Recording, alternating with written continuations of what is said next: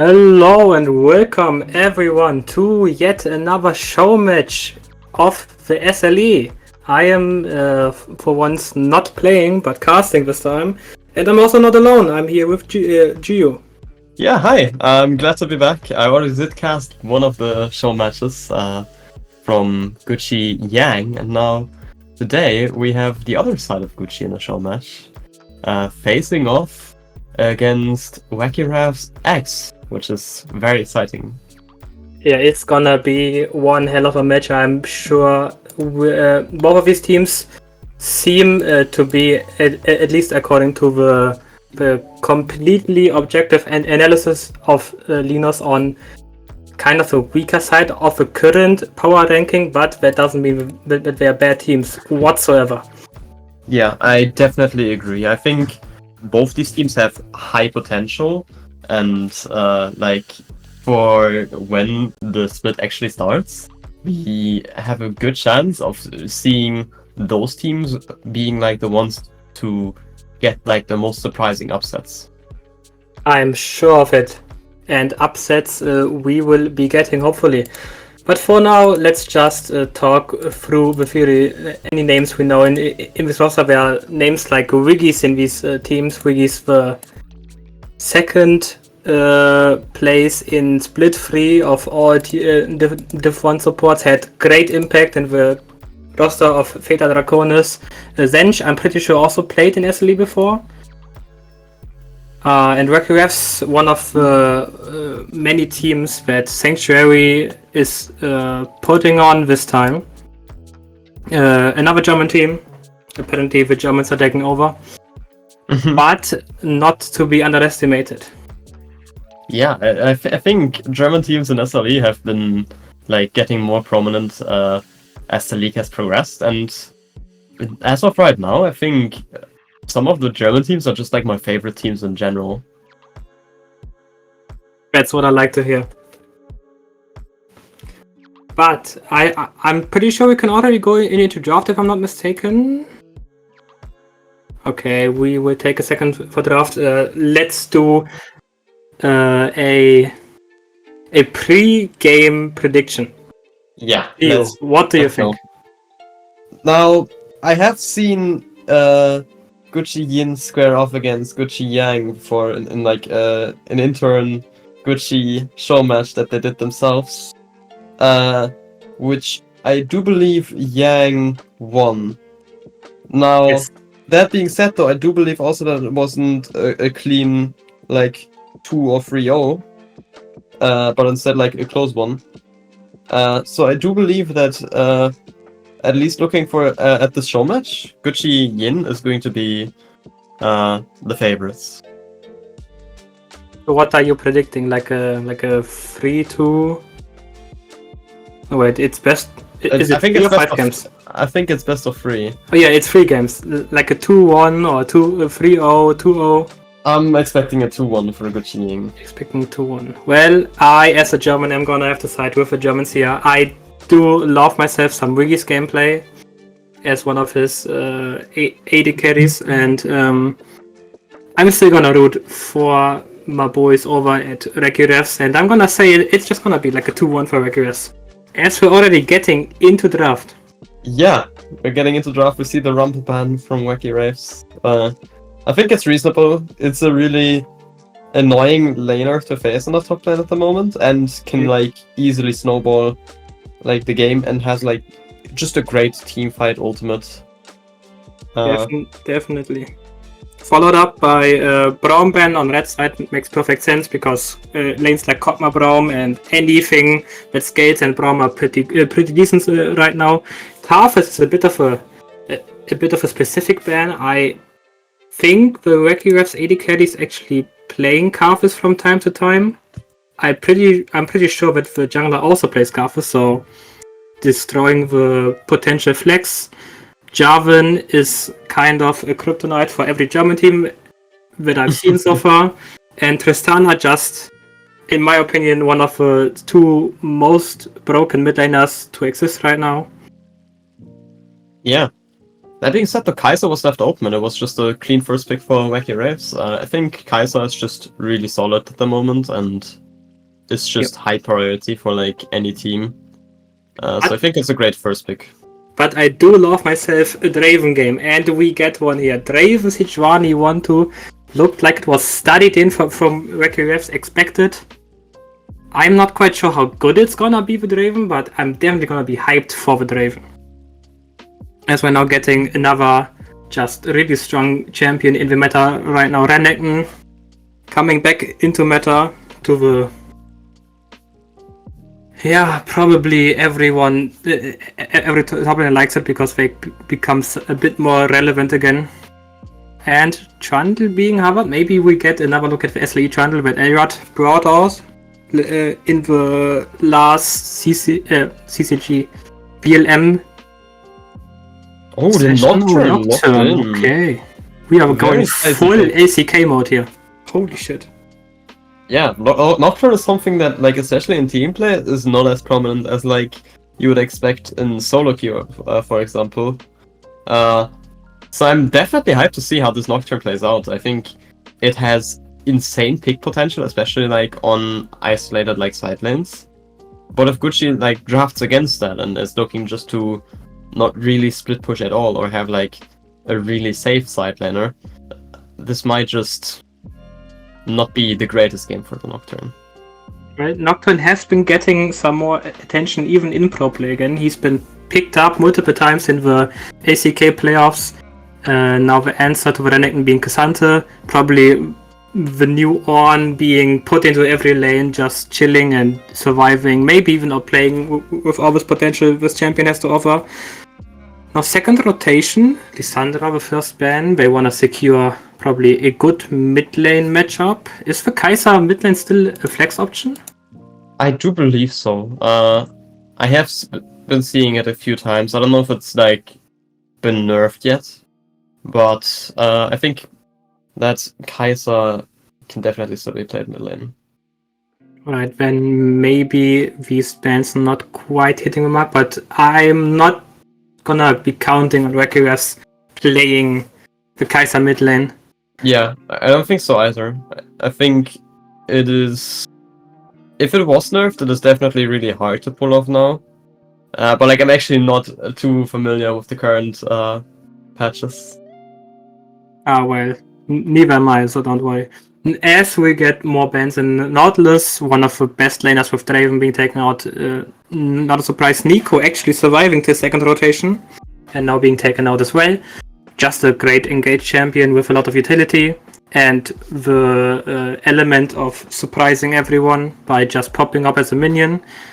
Now the last ban from the side of Wacky Refs seems to be Yon. No, Leona. Yeah, they just want to take out more and more engaged support so that this Draven cannot snowball at all. Now let's see what Gucci is looking in as a fourth pick. They are spoiled for choice for support and they look in the fresh. Wiggy's fresh. Now Wiggy's has been known for the fresh in all of SLE, but the Blitzcrank is actually a really good answer into fresh. Yeah, it's definitely not bad. The Rakan I would not like as much. Alistar's also probably fine here. I would love a Blitzcrank though. I'm a huge Blitzcrank enjoyer. Yeah, I think it's gonna be the Blitzcrank as well, especially like with how the comp of Wacky Refs is looking. Yeah. It is just highly focused on picks, and that Blitzcrank adds on top of that. Yep, a lot and lots of pick potential here from Wacky Refs, wanting to pick out one member at a time from G. Now they just need to round out their combo with probably a tiny bit of damage, but mostly just a bit of a bit more CC that's easy to hit, and Ahri just comes in like a charm. Yeah, I like that Ahri lock-in.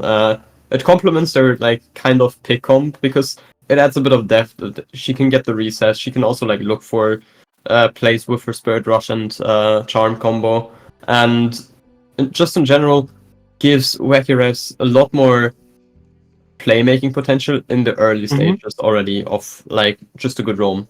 Yeah, Ahri having great agency in the early to mid game, can being able to take over games on their own, but now with Sylas actually being the answer. I don't know how I feel about the Sylas pick. What do you think? I think he's gonna suffer in lane, but like if he does like get a bit of attention from the Sejuani, he should be really fine. Especially because stealing that Spirit Rush from Ahri is very satisfying to say the least, and also like Kai'Sa's Killer Instinct and Nocturne's ult. This Sylas is going to be moving across the map like crazy. He's gonna be dashing even more when his kit already allows him. Well, with draft of game 1 being concluded, what do you think? Who will take this first one? I'll stick with what I like kind of predicted before. I think Gucci is the slightly stronger team, if it's only by like a small margin. So I'm gonna say Gucci is going to win the space of draft. Well, I would normally agree with you. I'm a big Draven lane enjoyer, so I want to see that, obviously. But I do think that it's all gonna depend on how much impact this Blitzcrank is gonna have. Yeah. It's gonna be a lot of responsibility on the shoulders of the Wacky Ref supporter. If he can land these hooks on pretty much anyone that's not Cassandra, he can turn this whole game around at any state of the game. And I'm gonna say that he will hit these hooks. Alright. I think that's also like a fun dynamic, because just from the way the comps are looking, Wacky Refs has to like win the early game, but they're also like staring down, like at least on the bot lane, a Draven who's like also very strong in the early game. And their like mid and top lane are still rather strong, just over the fact that it's two melee laners playing with a Sejuani jungle. But that being said, I also agree with you. Any Blitzcrank hook that lands in this game is going to be absolutely lethal, and that really adds like to the layers of Wacky Ref's comp. Yeah, there's gonna be a lot going down in this game through vision, especially because of the way Wacky Ref's comp is going to want to play. If Chi can get these early vision contests down, and if they can get the objective control fairly early before Wacky Refs can even group up on these objectives, then it's gonna be a very hard one for Wacky Refs. But on the other side, if Wacky Refs ever gets the setup down where Chi has no clue and they have to face check into the darkness against Blitzcrank, Ahri, and Nocturne, that's just gonna be detrimental. Yeah, that as well. Vision is going to be a huge factor. I also think another thing that is really like interesting about Wacky Ref's comp is the fact that they have just like overall not really gotten that dedicated engage button down. Sure, a Nocturnal is great, but like usually you want to use the Nocturnal to follow up on an engage. And I'm assuming it's gonna be like a Bruiser Nocturne build, because I don't see Assassin Nocturne living anything into Gucci's front line. The norm is like Bruiser rank right now, isn't it? I actually have not seen Nocturne in like my last 100 games or so, so I genuinely don't know. Oh well, we are gonna be finding out in the game. Yeah. Oh well,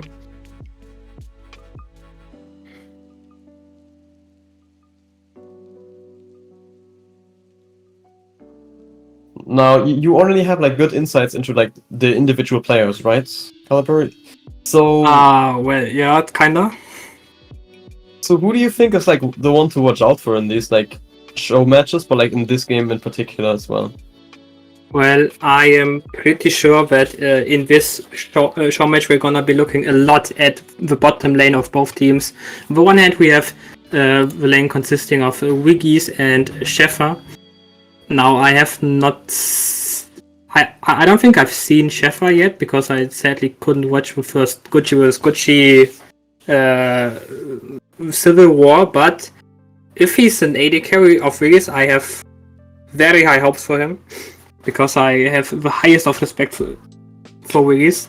And on the other hand, we have the Wacky Ref bot lane consisting of Fire Frost and Nenro.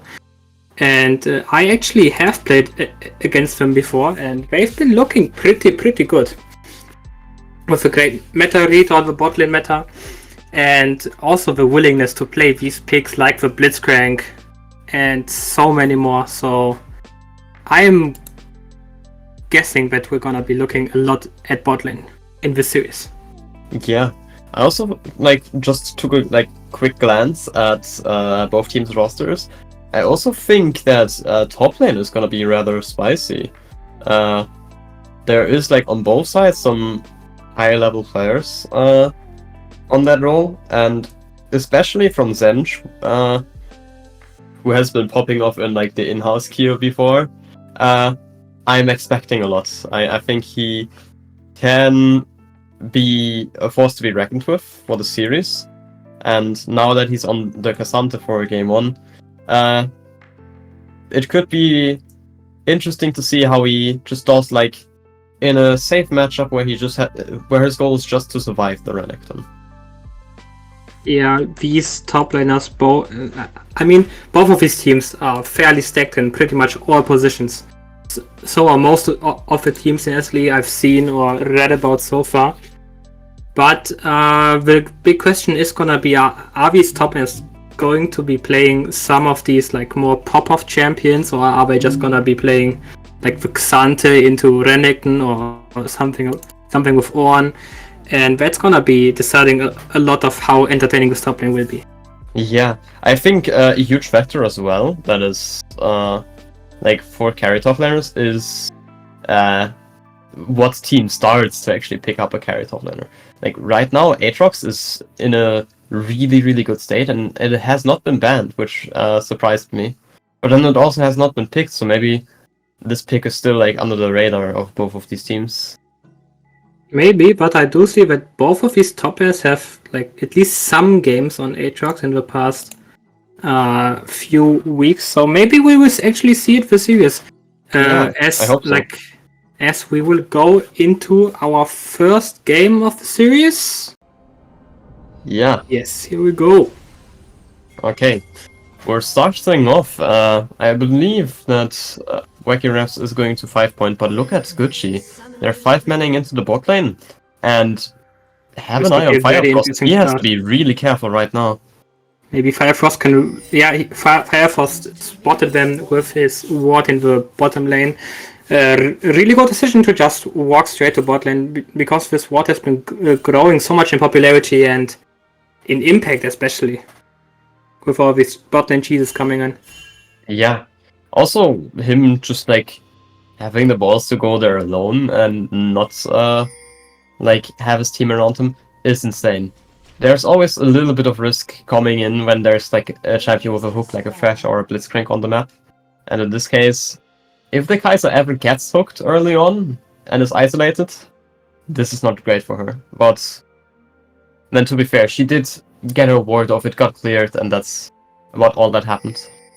Yeah, and now we have Nocturne maybe looking for an early ward, or maybe even invade, because this is growing very late now.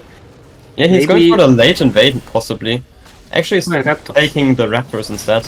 I think he should be fast enough, which he don't have too much damage on the red buff, and with Smite invested, he's resetting those.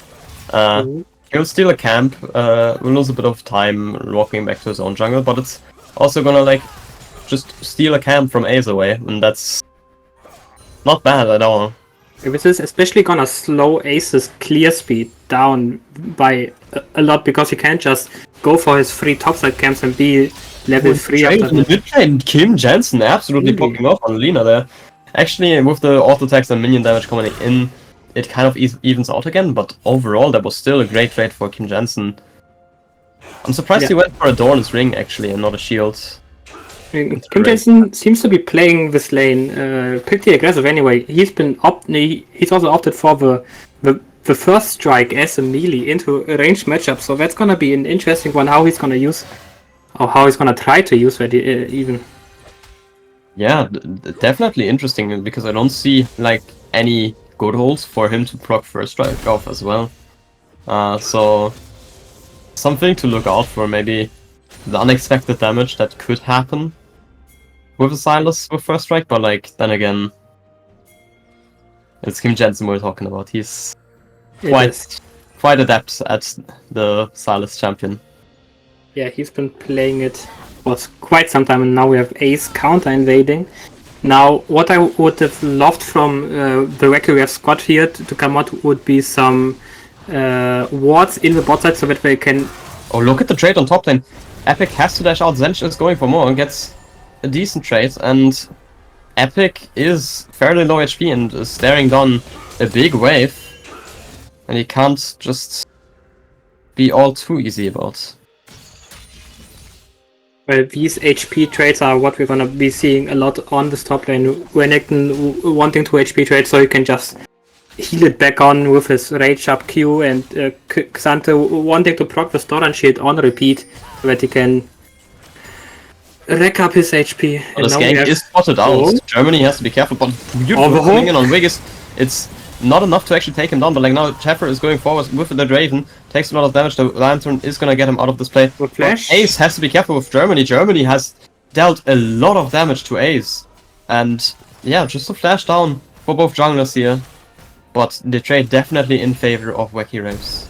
Yeah, this is pretty bad for the side of Gucci. They wanna snowball this bot lane, they wanna play around this bot lane, and now both Sejuani has to recall while being one camp and one level down, and their bot lane has taken a pretty bad trade for them, and now the Wacky Wraiths bot lane can take a really great recall, and this bot lane is just gonna be hard for the next few minutes probably. Yeah, and we see Gucci is trying to shove in the wave now on the bot side, but they should just have enough time to do that, and we'll have the next possible fight on the top side of the river. With the Smite invested though, Ace does get out uncontested and gets back to his own jungle clearing, which he should do. He has a lot of camps still up, and I think he should be like on relatively even terms with Germany right now.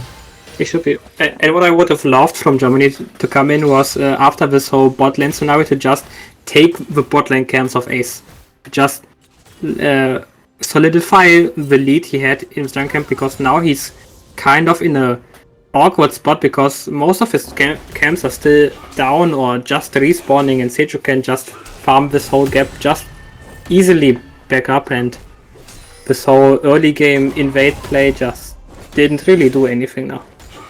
Yeah, I would mostly agree with you there. There's like just this little bit of a loss from not clearing the Grom after getting that great chunk.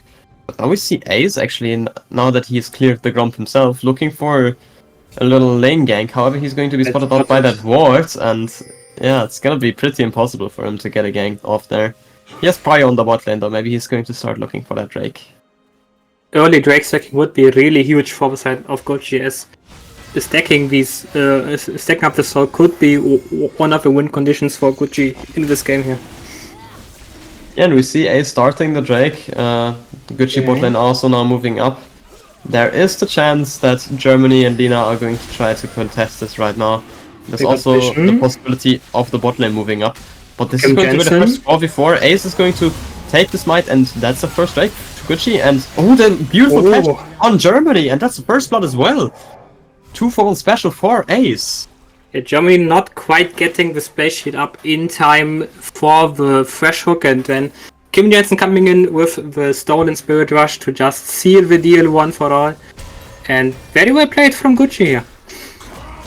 Yeah, this is definitely a great play from them, but this is also, at least to me, what I've been expecting them to to do. Like, they are starting up with just a bit more pressure on the bot side of the map, and over that they get the early Drake stacking going, and immediately it makes it a lot harder for Wacky Wraiths to play the team comp, because they are reliant on the fact that they need to get catches, and if they fall behind even slightly, those catches are going to be a lot harder to pull off.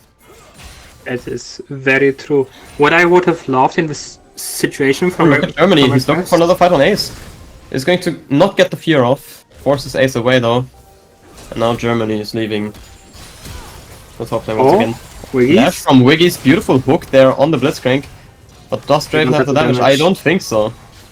No, not enough damage here. But as I was saying, what I would have loved from Wacky Wraiths in this Drake situation, as we knew that Gucci was most certainly on Drake. As we have an invade here, no, nothing's happening. Ace does back off as he sees that Germany has reached level 6. And now we need to be putting our eyes on Germany with that ult.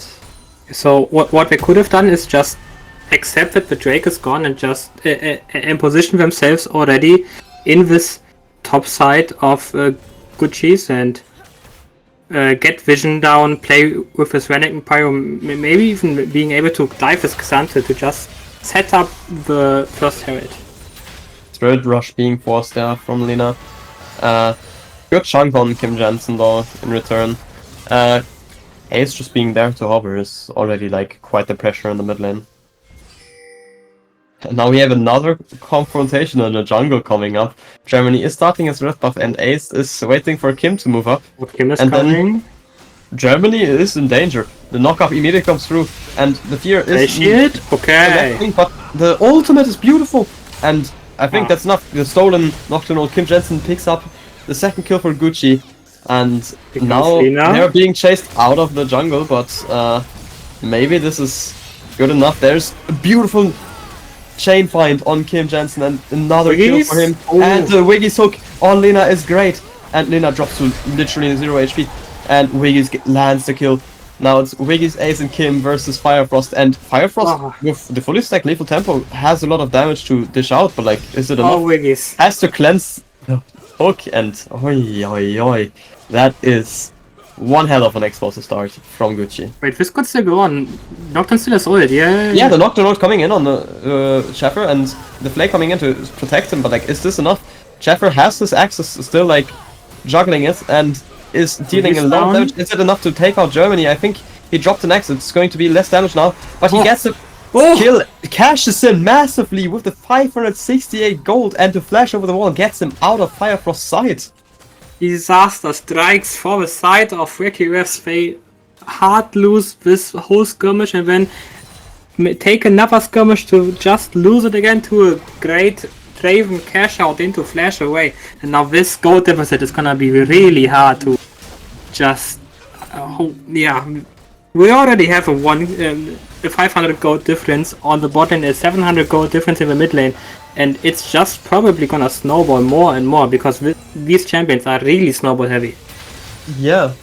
Oh, now the hook coming in, hitting Kim Jensen. Kim Jensen knocks up. The charm also connected from Lina, but there's just not enough damage to take him out. Yeah, and that's exactly what we talked about before. If this Wacky Wraiths team falls behind, it's gonna just get progressively harder and harder to capitalize on these hooks hit by Nenro, and it's just the whole team comp of Wacky Wraiths is kind of falling apart here. Yeah, I mean, just imagine this was like even game state. Kim Jensen would be dead, no matter what. Like, I don't think he ever lives like a hook and a full commit from Lina if they play it correctly and are not down 2k gold at minute 10.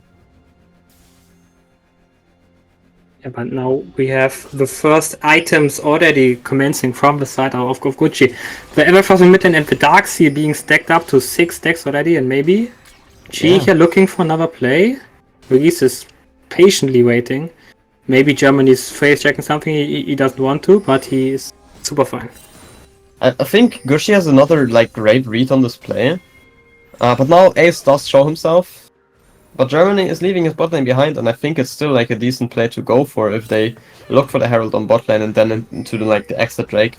But Ace is just opting to get that river control at first. Throws the bowler, doesn't hit, but forces the Spirit Rush. Ari gets out. I mean, well, on the top lane, in the same time, it's so important that Zench is actually not falling that far behind on this top lane in this isolated 1v1. Because as far as I know... Beautiful hook! Kim Jensen once again struck, and this time I think this is enough shutdown for Germany. But on the other hand, Gucci does get the Infernal Drake, which is some nice extra damage. And I have to be careful, I think the hook is soon ready again. Nenro flashing forward, getting that hook on Wiggies, and that should be enough. Germany ulting, and Fire Frost is also going forward, but actually not getting the kill, and that's 2 kills for Gucci and only 1 in return for Wacky Wraiths. Over chasing once again and just falling on their heads are Wacky Wraiths once more. This Draven is definitely online now. If he hasn't been before, he probably has nearly his Trinity in base, if not even his Trinity. Yeah. And that's gonna mark this end of this bot laning phase. Definitely. Yeah, now look at all the plays getting fed to Jeffer. He's gonna hit the turret, gets a play for free, then shares another one with Ace, and he'll probably get one more. Yeah. So he got basically the gold of 2 plates in like no time. Now, if this Draven isn't gonna carry this game, then I don't know who is. Chef now has all the resources he could ever ask for, and it's gonna be on him to just to perform now, to show all of the SLE watching this game that he is an AD carry to be reckoned with. Yeah, for sure. And as you pointed out, Zench is rather like even on the top lane. It's just Epic is getting the top lane experience. The rest of the map is on fire. Meanwhile, he went even on top lane. And now, speaking of Ace top lane and experience, Wiggies are moving up to just kind of rub their finger in the wound. Epic is taking a lot of damage and now being ulted by the Cassandra. I think that's enough damage to take him out. There's a lot of healing coming in from that Q and Gore Drinker combo, but like it's definitely not enough to get him out, and Zench picks up his first kill of the game. welcome to the game when they say as they brutally murder the Croc for the first time this game. Probably not the last time, after Epic having his probably the most fun this game in this laning phase. He would just get demolished once, and while Wacky can actually pick up some plates in the spot and in return, as Sheffer has to respect the hover of Germany. They are taking actually the first turret here. That's not too bad. They are trying to get as much gold on this Kai'Sa now as possible, because Kai'Sa spikes really hard on this 2 to 3 item power spike. But before it, she's pretty much only good for wave clearing, so they just wanna speedrun the 2 items on the AD carry here. Yeah, and getting that gold on the Kai'Sa is not gonna be easy either. They are already so behind, and if Kai'Sa ever shows somewhere alone, there is always the chance of like Kim Jansen or Ace just suddenly popping out of Fog of War and like committing any ults they have to kill that Kai'Sa. Oh yeah, definitely. This gold deficit is just gonna bite the Wacky team in the behind more and more as the game goes on. It's gonna be even more responsibility as the game goes on. Germany once again like in trouble kind of. And you were right, it's gonna be like a bruiser build for Nocturne with that Stridebreaker. And now Nenmo is on the top lane, but Zench should be like completely fine. Could even look for a fight here if he clears off the wave. Wiggies is moving up. Gets the beautiful knock towards his turret, and the Flay also coming in. I think Nenmo is in danger here and is going to fall. Flash forward from Zench. That should be enough to get Fire Frost. He flashes, but like I don't think he gets out of this one. No way. Just one more auto attack, and that's enough, and the plant gets him out of this play. And beautiful play by Zench. I think he pretty much hit every Q he could, and that secures him another 2 kills and widens the lead for Gucci Gaming. Yeah, a few years ago we've been saying that Ornn is the new tank mage assassin, but now we have the new tank assassin Cassandra striking again. Really well played mechanically by Zench, to be fair. Wiggy is also helping out with a great hook once again. A bit of an overextend from the side of the Wacky bot lane. Not quite respecting this Cassandra to its full potential, even though he had the all out up, but now maybe we get a contest on this Herald? I don't think so, but like now we need to be careful on Wiggies. Wiggies gets hooked and is caught out, and I don't think he'll get him out of this one alive. And yeah, that's another catch for the Wacky Wraiths comp that they desperately need. Red team's turret has been destroyed. Yeah, this is sadly just a tip of the tip of the iceberg. Now they still have a 2k gold deficit to catch up on in a comp that's probably scaling worse than the opponent, and is probably at this point harder to execute than the opponents. So best of luck to Request, but maybe a catch Oh, and here? look at the catch. Gucci is looking for the play. Germany immediately roots it, uses the backship, but won't get away from this one. Oh, the Kim flash. Jensen still has the ultimate, but like doesn't have vision. And actually, Germany just got out, but like the beautiful ult from Sheffer gets the kill, and now Nanro is all alone. And that's another big load of damage for the side of Gucci and Kim Jensen. Did his ultimate just get cancelled? That is impressive. Epic on the Renekton. A massive behemoth, but like falls to Sheffer. Sheffer absolutely showing off on that Draven pick, and that's a clean 3-0 for the side of Gucci. Yeah, this Draven pick is completely unleashed, having a Trinity in the first 18 minutes. Trinity, Dirk, Berserker Graves, what more could a Draven want? And now this Herald is take another bot turret, while they also have the soul point secured, and this game might just end 5 minutes from now.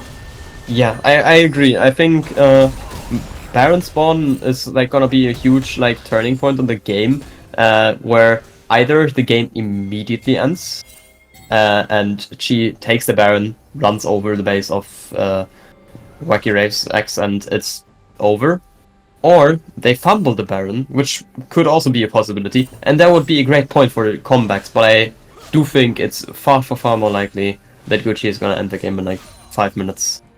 Yeah, this Draven is on 2 items now, and it's gonna be depending on how much this Kai'Sa can actually get in terms of gold in these last 50 seconds.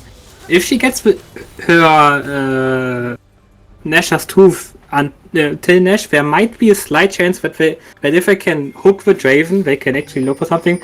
But this Draven does still have flash up. He does have like these 3 big bodies of Xante, Sejuani, and Fresh in front of him to just body block anything from lane. Kim Jensen in danger, gets the fear, but is he able to get out of this one? Beautiful Everfrost, and the Spirit Rush is still used, and he gets hit by the Q of Germany, but like maybe enough. Actually, no, it's not enough, but Germany gets hit by the Everfrost from Ace, and Ace is looking for more on Lina. But there is now a situation of, beautiful ult from Benno! That's enough to definitely catch out Ace, and this is exactly what Wacky Wraiths has been hoping for. 2 shutdowns off the board, and that's for just the death of Germany, which is completely fine right now. Yeah, this was such a huge pick, because it not only means that this Kai'Sa is getting more gold funneled into her, but it does also mean that they don't have to worry about this Nash for the next at least 20 to 30 seconds, because you're not gonna start the Nash before the jungler, and this flash prediction from Nanro was just insane. Yeah, I definitely agree. Beautiful, like, not flash prediction necessarily, but just like knowing like the movement of how the lamp gets Ace out of there was just read perfectly, to the point where, yeah, that was perfection. Definitely seeing some experience on the split screen pick. As we now head into this weird Nashton situation, Kai'Sa actually finishing the Rage Bait. Obviously, it's Rage Bait, not the Nashers. Was my bad. And now Wacky Wraiths is slowly getting the carries online. This Ari is right before hitting 2-item power spike. This Kai'Sa is on the 2-item power spike. Nocturne is also soon on 2-item power spike. I think if they can survive until all of these carries hit these critical 2 items, then there may be a chance that Wacky Wraiths can actually fight back in this game. Yeah, I think there is a chance for them to fight back, but we still need to look at the fact that they're down 5,000 gold. And, obviously, yeah. And right now, Cheffer is like still unbeaten, unkilled, so is Zench, and both of them shoulder a lot of carry potential on their champs. Wait, Lina has no Spirit Rush? Okay. I don't think Ace knows that though. Wait, Kim Jensen just got it out. Maybe. But he did not want to commit to that play anyway. There's no need for him to do that. I just now realized that Ace actually picked up the Unsealed Spellbook. I was confused about him running Ignite earlier, and now I'm seeing the Ghost, and I'm like, just baffled. That makes sense, yeah. Baffled by the tech.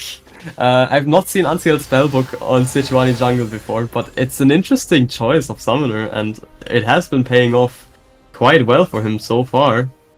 Yeah, as he's rocking 10 out of 14 kill participation. And now Lina gets knocked up, and that's no Spirit Rush. Enough for the Everfrost to hit as well, and that's a lot of CC. Lina is going to fall, and now Germany comes in with the ultimate. Epic also coming in with the ultimate, and there is But here comes support G. of Gucci Yang, and that's a 4 versus 2 Beautiful right now, land, and yeah. I don't think that Epic is going to get out of this one. Wiggies is there, Kim Jensen gets out of this one, the hook. and beautiful hook, it's enough to take them down, and that's 3-4-0 for Gucci Yang, and probably a Baron on top. This was so well played by our members of Gucci. Well, Trevor wasn't there, but our participating members of Gucci, exactly knowing what the limit is and complete trust in each other's ability to just play it to the And now look at Kim Jensen perfection. defending the mid lane. The minions are cleared, Firefrost he? is taking a bit of damage, and Wait, he just he wins is going stuff, no? for it, probably. I'm expecting him to go for it. He does not. He's The still blast, looking for a hook. the blast cone should get him out. The flash! The flash! Ooh, That was... If that was my solo queue games, I would not be too happy. However, in the current game state, he's definitely free to do what he wants, and he can look for those flashy plays. yeah, Sadly, he did flash like big right question. against the wall and not over it. How do they contest this soul? Oh, there's Not the gonna ult coming swing in, it, and the who steal gets it? coming in! Beautiful play by Germany! He will fall, but it is the steal. It is the objective shutdown, and that's keeping them in the game. I think facing a soul right now would be terrible for them. Yeah, this soul would have probably been the last nail on the coffin, but now it's, in quotation marks, only Nasha they have to stand against. Well, Nasha and a free item Draven with Guardian Angel. But this is, as long as this Nexus is still standing and there's probably no soul on the other side, this game might just be still winnable for QS. The hope standing strong here, thanks to Germany. And that's a weird sentence to say. Yeah, no, I think we can also twist it around the other way. Germany, destroyer of hopes for Gucci, except for the hope has not died for Gucci at all. And oh, beautiful hook from Nenro, but Ace is too tanky for there actually to be any like contest. That being said, though, we do see Firefrost on 2 items, almost on his third. We are reaching the like infamous power spike that we were talking about earlier. Yeah, these two item power spikes have been hit now. Looking actually towards the 3 item power spike on this AD carry, maybe Zenshia being picked out? No, they don't have a damage for that at all. And now it's just about surviving this Nash, surviving this onslaught of Gucci as they are heading towards the... Yeah, talking about last. surviving, there comes the Kim Jensen stolen Nocturne ult, Epic? and Epic will just fall. Really not having a great time. Zench already like too strong to face anymore. And with the support of the rest of Gucci, there is another turret falling, and the gold gap has widened to 10,000 gold. 10,000 gold. Yeah, Epic not quite respecting the rotation enough, but this bola is going wide. And now it's just a matter of how much Gucci can capitalize out of this Nash. As it's gonna be running out very soon now. And the big question is, how can Nenro now... how can Wacky Wraiths, aka in this case probably Nenro, get any kind of picks so they can contest this next dragon again? That is coming up in 2 minutes and 40 seconds. I think right now for Wacky Wraiths there is not a lot of things they are able to do in the first place.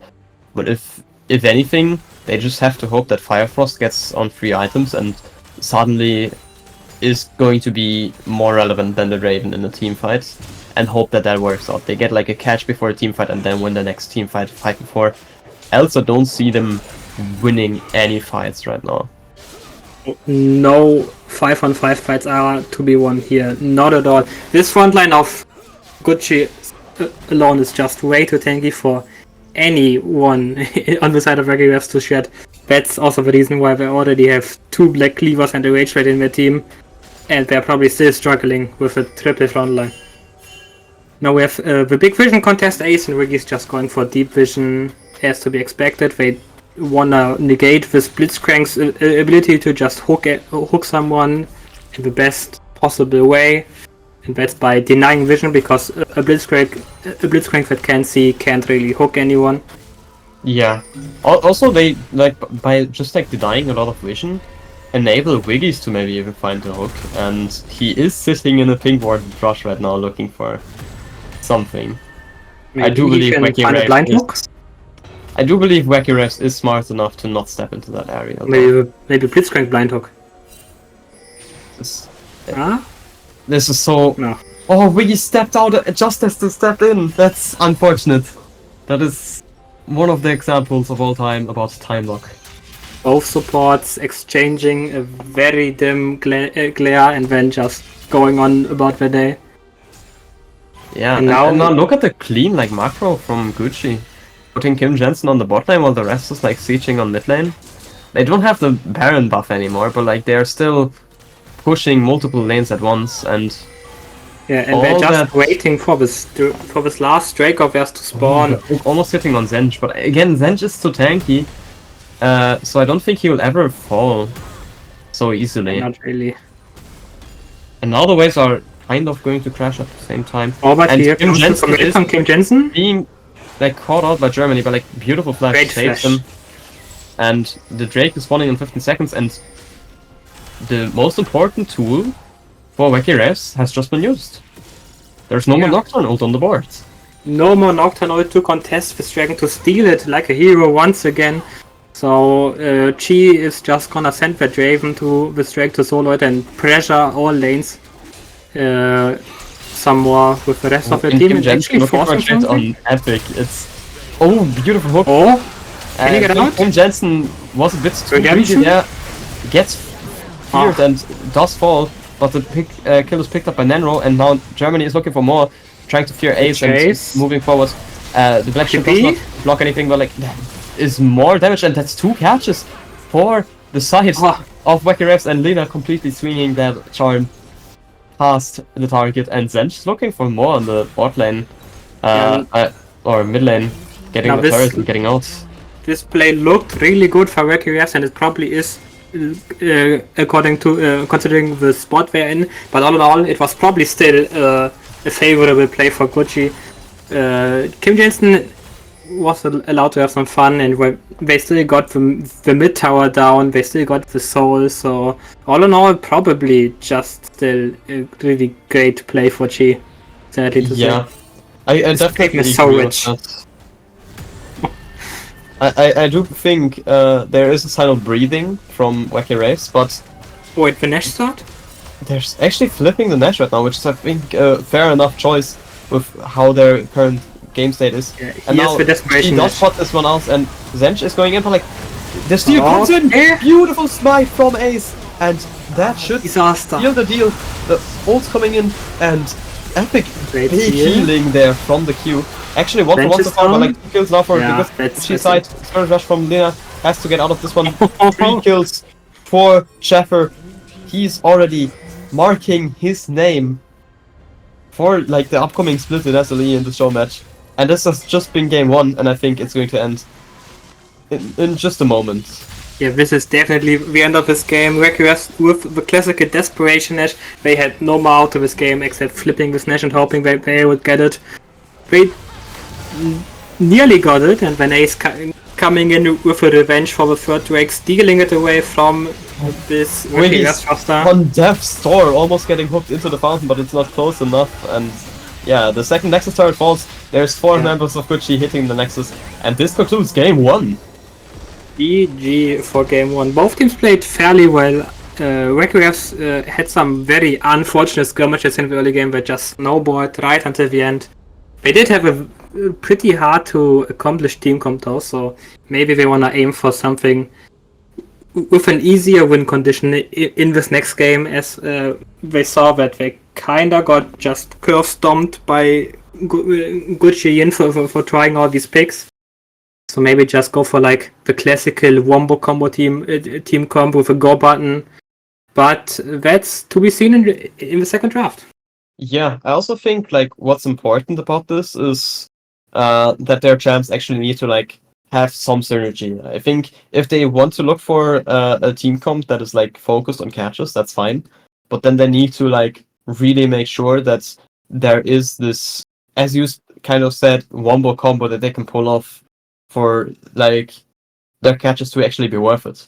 If they get like 1 catch and there is nothing they get in return for that, then and they still lose the fight 5v4, then their comp is just not all too great. And I think in this game, it has never been the situation where they got the 5v4 in the first place.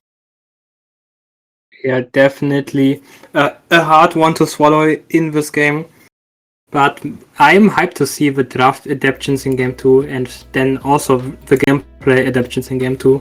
And I'm pretty sure that we're gonna head into a very small break after this one. Yeah.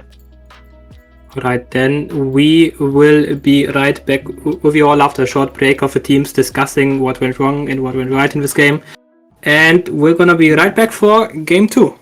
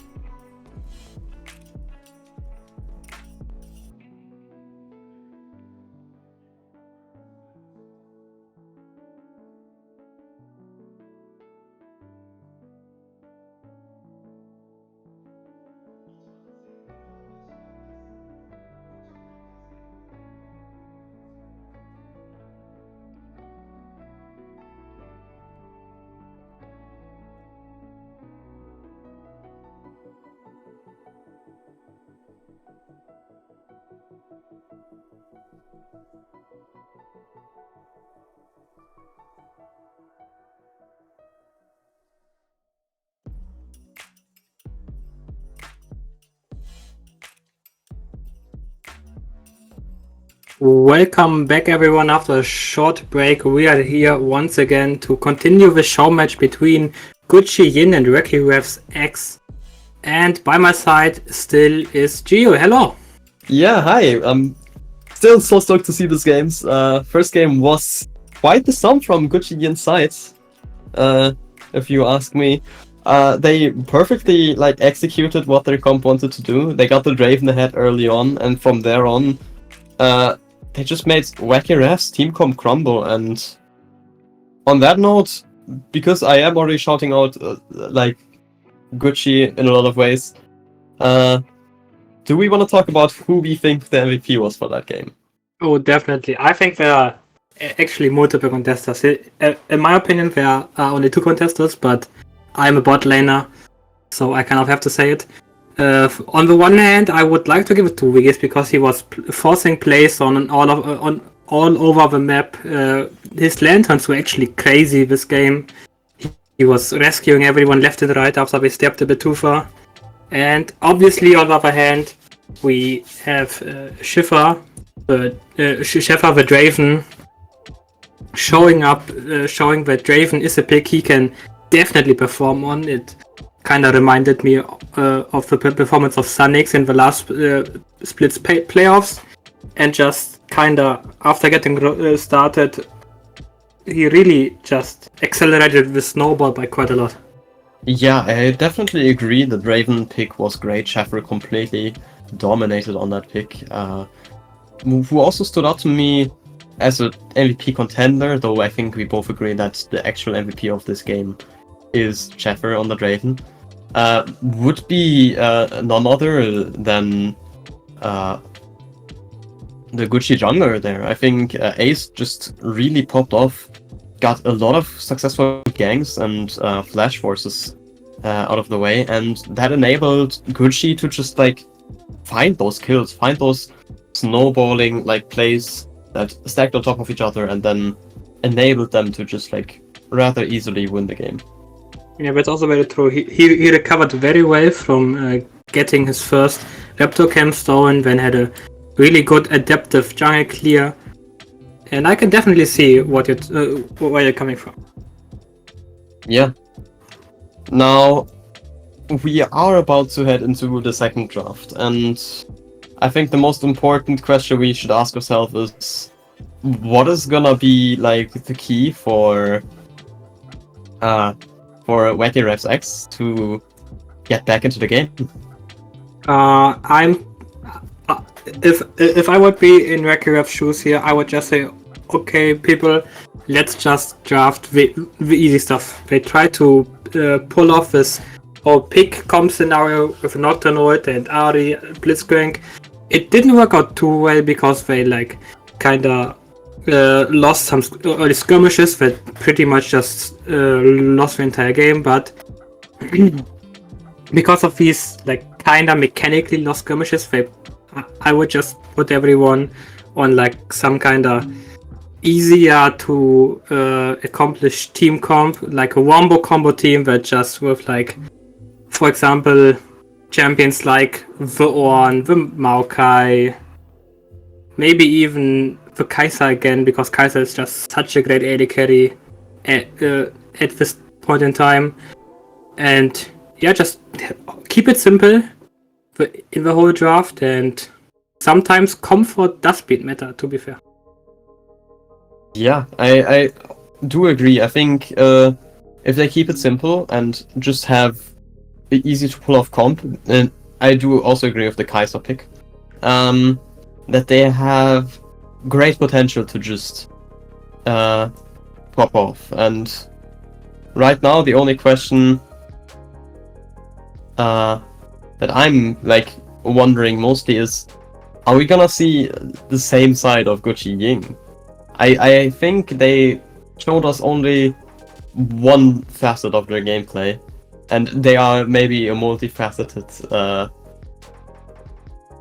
team that has more than one way of showing off. Yeah, I'm really hyped to see how Gucci is gonna approach this blue side draft now, as we are switching side for game 2, and it's gonna be exciting to see what their highest prior pick is right now, and that's probably gonna tell us a lot of how they really want to approach this game, because on red side you more like adapt to how the Wacky Revs wanted to play the game, and you just draft around it. But now they are the dictators of this draft. They can showcase what their prime tactic is going to be in this SLE split. Yeah.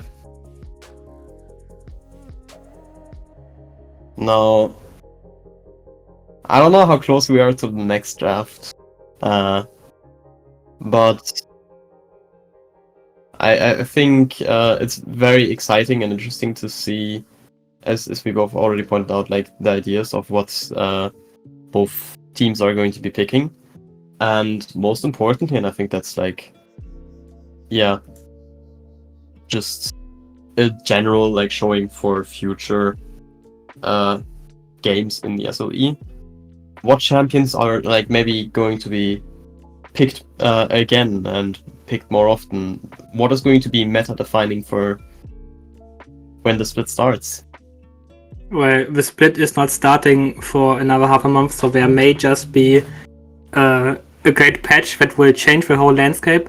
But I'm True. pretty sure that right now, like if SLE were to start right now, you would see a lot of these tank engaged supporters and Browns of support positions.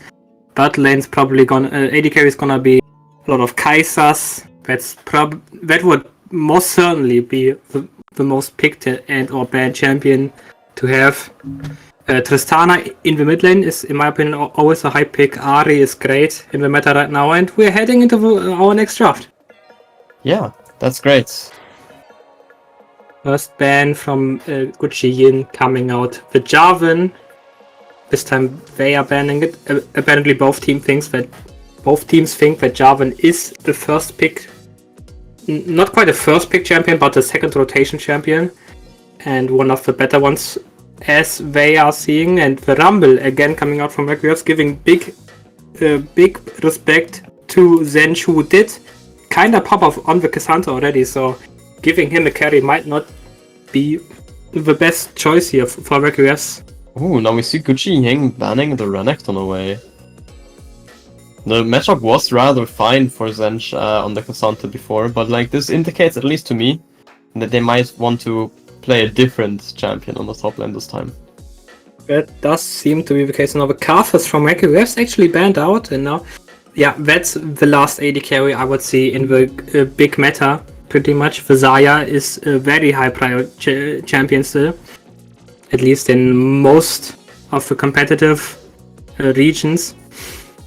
And it's just a champion that you can easily, not quite first pick, but first red side rotation Zarya can never be bad, so... Yeah, Zarya is just overall a great champion, because you bring that pressure into laning phase already with the high damage you dish out early on. But you also have that carry potential, and you have a lot of safe self-peel with that ultimate. It's just overall a very versatile and useful champion to have in a team.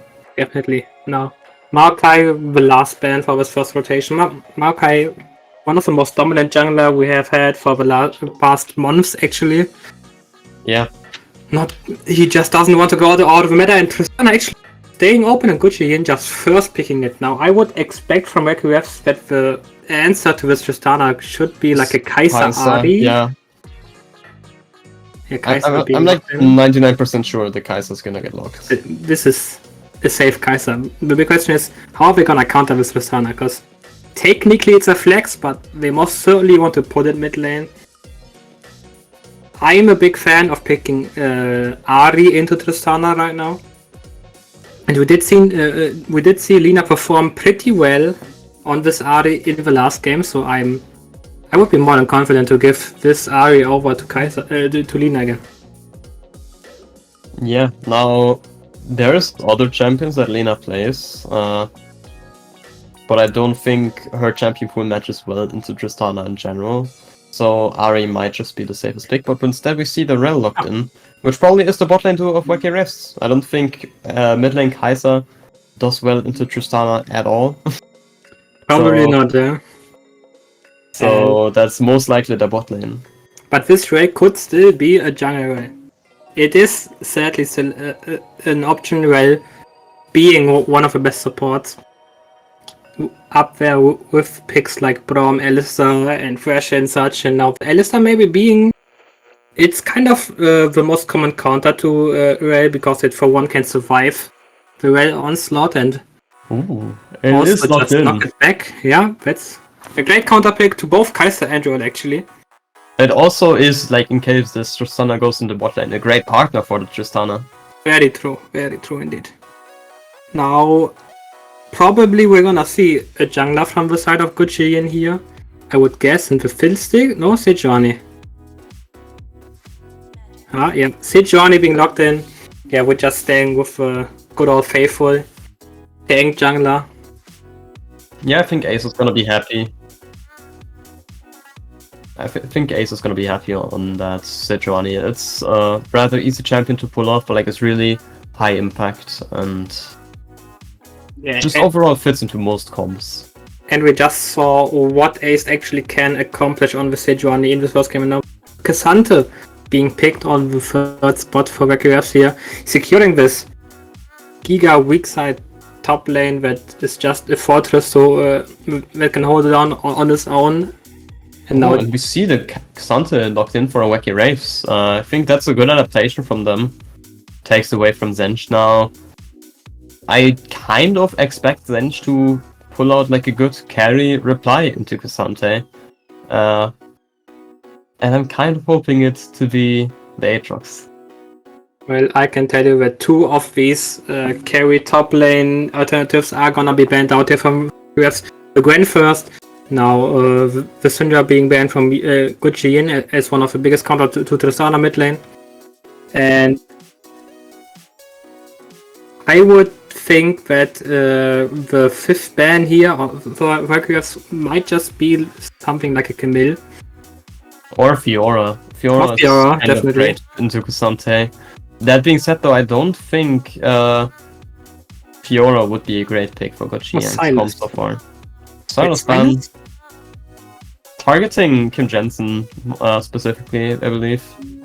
Which is fair enough. There's some nice ults like the Magnet Storm already on the board. Also the Killer Instinct of Kai'Sa is always nice to have for a Silas. And now we will see what the last picks are. Starting with Wacky Wraiths picking the Nautilus on 4, probably. Seems to be the Nautilus that would confirm that this Rel is indeed going jungle. Yeah, it is gonna be a Rel jungle. We're gonna pick support on 4. Also, the Silas second rotation ban does confirm that Alina does not feel comfortable on Silas, because this would probably be one of the better Silas games I've seen so far. Alistar, Sejuani, sounds like great ults. Even Tristana is a surprisingly nice ult for Silas. You always underestimate the damage with that ult, and it's also a nice disengage tool. It does have great AB scaling though, too. Yeah. Now we have Rakan locked in. Yeah, that's great. I like Wacky Wraiths team comp already like a lot more compared to last game. They have a really simple, straightforward goal. Almost as if you were like spoiling their comp earlier already. It's just that wombo combo that they're looking for. That Rel Magnet Storm into the Rakan knockup and quickness, and Kai'Sa just dishing out like a million damage. I think right now their team comp is really simple, really straightforward, which is a good thing. Yeah, definitely, as we already talked about. Now the Lucian and the Fiora actually being locked. Now this is gonna be a statement from Zench. It's gonna show whether or not he has the ego to play this champ to a good enough degree. And yeah, we're just missing the mid lane counter pick to this Tristana. Tristana was confirmed to be mid lane by Lucian being picked. And now, what is Lina gonna play? Arceus sounds like probably a pretty mediocre option. The Annie, yeah, Annie is pretty, yeah. Yeah, Annie is a fine pick, I agree with you. I think if they would have gone for the Orianna, that would have favored their combo, or it would have completely ruined the lane. I don't think Orianna is gonna have any fun time in the mid against the Tristana. Now with the Annie locked in, it's going to be a bit easier to face the Tristana, but it's still not gonna be easy. As you've already pointed out, it's a really impressive pick in the mid lane right now. But now we do have, coming out from Wacky Wraiths, what we both did talk about before this draft. They are playing the easier champions, the more straightforward team comp. And it's gonna be exciting to see if they can pull this off against this very, very interesting team comp of Gucci Ian here.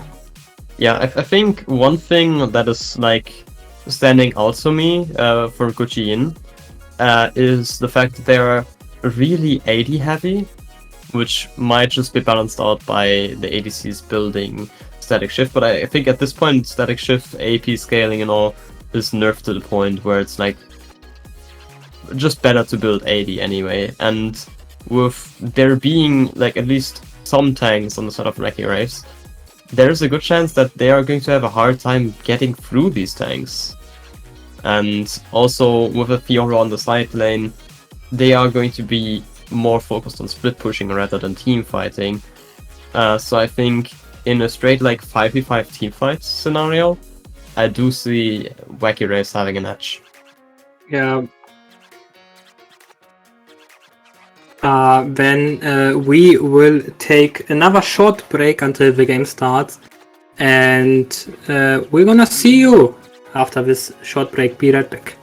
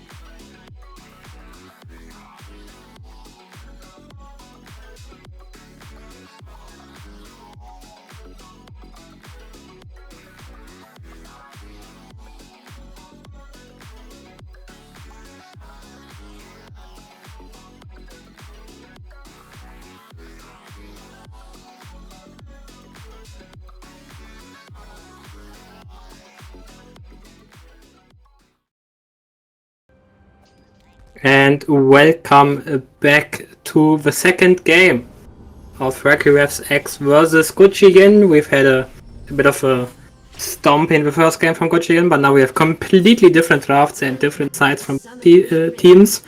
And what do you think? Who will take the second game?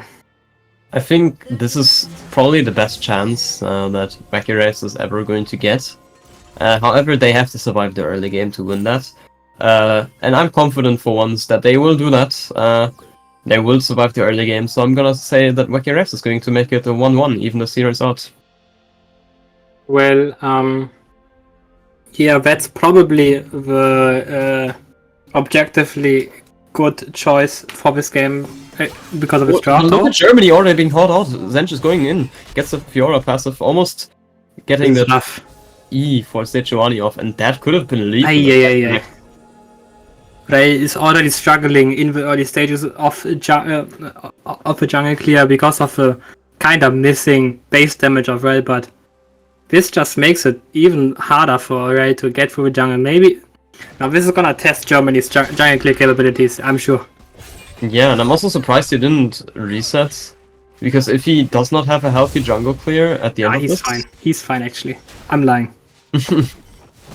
You're lying, alright. But if he does not have a healthy clear, I think he is very susceptible to early ganks. And look at Zench going for like really aggressive.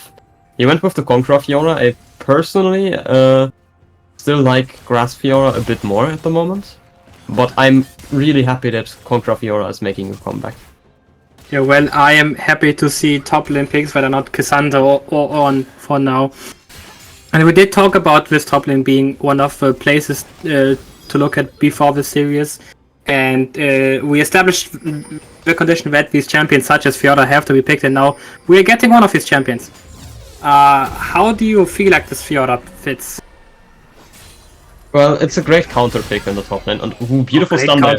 That's pretty much like the whole reason this matchup is a counter pick. You can't really throw your stunned Qs into the Fiora because they are so telegraphed, and now Zench has to be careful with Germany coming in. It's a level 3 gank, and the knockup connects, stun connects as well. No parry? But there is not enough damage. I do believe parry is still on cooldown, and Zench just kind of gets out of there fine, and Germany had to invest a lot of tempo, but overall, Fiora being low in HP doesn't really matter in that lane all too much, because I don't think Cassandra has easy to execute kill pressure. This also is really detrimental for Germany. He has to get something done on this trail now, because he has lost so many jungle camps already. He's so far behind the tempo, and not getting anything in mid or top lane is really detrimental, because Ace did go into now Ace is looking for that fight. Camp. Oh! Gets the knockup, gets the Blastcon off, and kind of gets him out of his jungle, and gets to evacuate for free. Meanwhile, we see, like, on the top lane, still decent trading. And Zench. Interesting idea with the parry, fishing for that W from Epic, but doesn't happen. Yeah, now this is really bad for Germany. Yeah.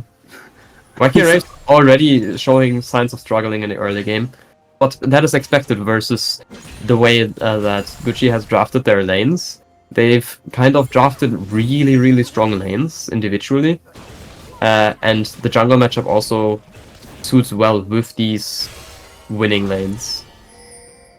Yeah, Gucci here in this game definitely looking for a very dominant early game after a bit of a struggle in the last game after Germany's invade. Now they're just here to take this whole game in the first 10 minutes, and Ace looking for lane gang, not quite finding anything. Has to take a turret shot though. And now Germany is once again looking maybe for a gank. He can't do anything. He's only on 20 CS, he has not hit level 4 yet, and he's just gonna take the recall. Right now, just looking at the game state in general, if this continues and Wacky Wraiths is going to somewhat hold their position, kind of falling behind a little bit in CS, I think they're going to be very fine, because the only threatening thing in the late game for them is going to be like that Fiora side lane pressure, but in team fights in general, I think Wacky Wraiths is always going to be Ace looking for the gank here. than Gucci. Yeah, and Ace going in with the flash, and the W does not connect entirely, and that's not enough to get the Permafrost off, and that's just very close. A bit too close for comfort for Lina. And now she has the recoil, but she has the TP, she's not gonna miss too much of the wave. Overall, it's still great gank from Ace. Yeah, and this game is gonna be depending a lot on Ace, because he has all the tempo he could possibly want in this game. Because Germany obviously was set behind so hard in this early game, so it's Ace's game to win here, to get his carries online. The first dragon now started up from Gucci, getting the dragon stacking up again. Ace is not even recoiled yet, and he's already doing the first Drake. You can definitely see the Drake hitting hard for that, because he has not padded the stats with beautiful items yet. But that being said, though, they still get the first Drake, and Epic going for a big trade on top lane. Zench is fine though, and now it just has to kind of wait out the ult. Germany is looking for the dive, and there is no cost at the ready. Oh, the level 6! Zench, and the teleport coming in from Jim Jensen, but it gets cancelled by the Annie in mid lane, and that's an execute. Germany does not give local gold or kill gold to Zench, and that's really fortunate. That was such a great play from Wacky Wraiths here. And now this is really bad for the Fiora as well. Yes, Zenshi having no TP, losing this whole wave under his turret, now being down like half a level in XP and also 50s, yes, why we already added. And this might just be what this top lane needed. Yeah, I think the matchup is still fine for Fiora, but just realistically speaking, if Epic doesn't die, then Fiora will always be behind in gold, and playing Fiora behind is really, really hard to pull off. Yeah, no, maybe Germany looking for another dive here, or maybe probably just. Yeah, there's no way they dive this. No way. Yeah, I don't think so either. I think Germany is happy to just take a bit of resources off the map from Ace, and he can still look for a dive afterwards if they have the bot lane trading. And now we see Ace in the top side of the jungle being kind of pushed out by Epic. Gets to clear the ward though. That may mean that Germany can look for something bot side out. If his lane gets to deck like 1.5 to 2 waves, they can actually look for something on this bot lane here. Or maybe Germany can just take Ace's bot side jungle lane and look for something in mid lane. Yes, multiple options now. The map was kind of split in two right now. Sejuani has the top side, and Germany has the bot side, and I think that's honestly quite decent for Germany. I think he wants to have that bot side control. I think the top side to him is not as important, because it's a Cassandra. He's gonna be fine. He will scale up, and if he falls behind, it's not as bad as like his bot lane starting to another play. Now, that being said though, Germany coming in with the gank, and the quickness from Rakan also getting the knock up on the Lucian. It's not enough to get him actually to 0 HP, but like both ults and both summoners forced from Lucian, and that's just overall a really good trade. Now Zench has to be careful, gets a beautiful play off there. Both have to kind of disengage this fight, and Epic is gonna heal up with the Omnivamp from his ultimate, but Ace is there, and I do believe this is a playable situation for Gucci. Oh, the recoil cancel might be a step forward. What's happening? Is Sheffer going to get that kill on Rakan? All it needs is 1 E. 1 EQ and it should be enough. How was Neno even in there? Oh, the blast cone? Oh, Wiggis takes it. Wiggis gets the kill. I'm surprised that the Rakan stepped up again. But it bought a lot of time for the Kaiser gets the like plates. But here comes the Wiggis. Now Wiggis is looking. But Chevin has no mana. Get more flash coming in. But you don't want that flash to be down. That's. I don't even think he had to flash where Lucian had no mana left, so he was not a threat whatsoever. I mean, the stun auto attack from Alistair can be dangerous. And now look at the top lane. Zench almost out of mana, and there's Germany coming in, looking for that mana for parry. But Zench actually, with a beautiful flash, gets out of the situation, despite not having any mana. And Lena gets to play on Kim Jensen, and that's another kill in the books. Four? this Wraiths. this is exactly what we came here for. Bloodshed all over the map. Everyone's solo killing everyone and getting solo killed by everyone. And this is so far looking pretty good for the Wraiths, where they have a better team comp. It's way easier to execute, and they are even ahead in gold. And the big thing about Cheese team comp here is that they have gold starving carry champions in 3 different lanes, and so far at least two Epic. out of these 3 different lanes are not ahead. Epic is in danger. He doesn't necessarily realize it yet, but like Zench is there, and together with Ace, that should be With enough the to like, take him down. There is a lot of damage coming in, and is it enough? The ult coming in could be good 1-for-1 trade, and Lina definitely has the HP gap on Ace. Doesn't have the stun ready though, which is going to be really detrimental to this play. Ace has a flash over the wall, and that's another 1-for-1. And I think with the current wave state and the summoners at the ready, Zench is happy that it's still a 1-for-1. But to be fair, I think he would have been even happier if he got to live there and only get the kill. Yeah, well, Zench can be very happy. Meanwhile, Lina had to sacrifice a lot. Look, another play on the bot lane. Wiggies? Rakan W coming in. Wiggies is all alone versus 3 members, and Germany Germany takes up his takes it. first kill. Kind of needed because he is down by quite a lot of camps in the jungle. That being said, though, I think the Kai'Sa would have been also very happy with that kill. Fire Frost is going to be the most important carry for Wacky Wraiths. Yeah, getting Kai'Sa into this game should be the priority number 1 for this Wacky Wraiths roster, as they're picking up the second Drake of the game, their first Drake of the game. Therefore, stopping the Drakes stacking minute 22. No soul point in minute 22 now. And with Annie being 2-0 in this game is already a really big feat for the Wacky Wraiths. But they still need to get at least some kind of gold onto this Kai'Sa, because it is the main carry of this comp. Kai'Sa is gonna have to pull the most weight in these team fights. And without gold, that's gonna be very hard to accomplish, as we have a bot play happening probably.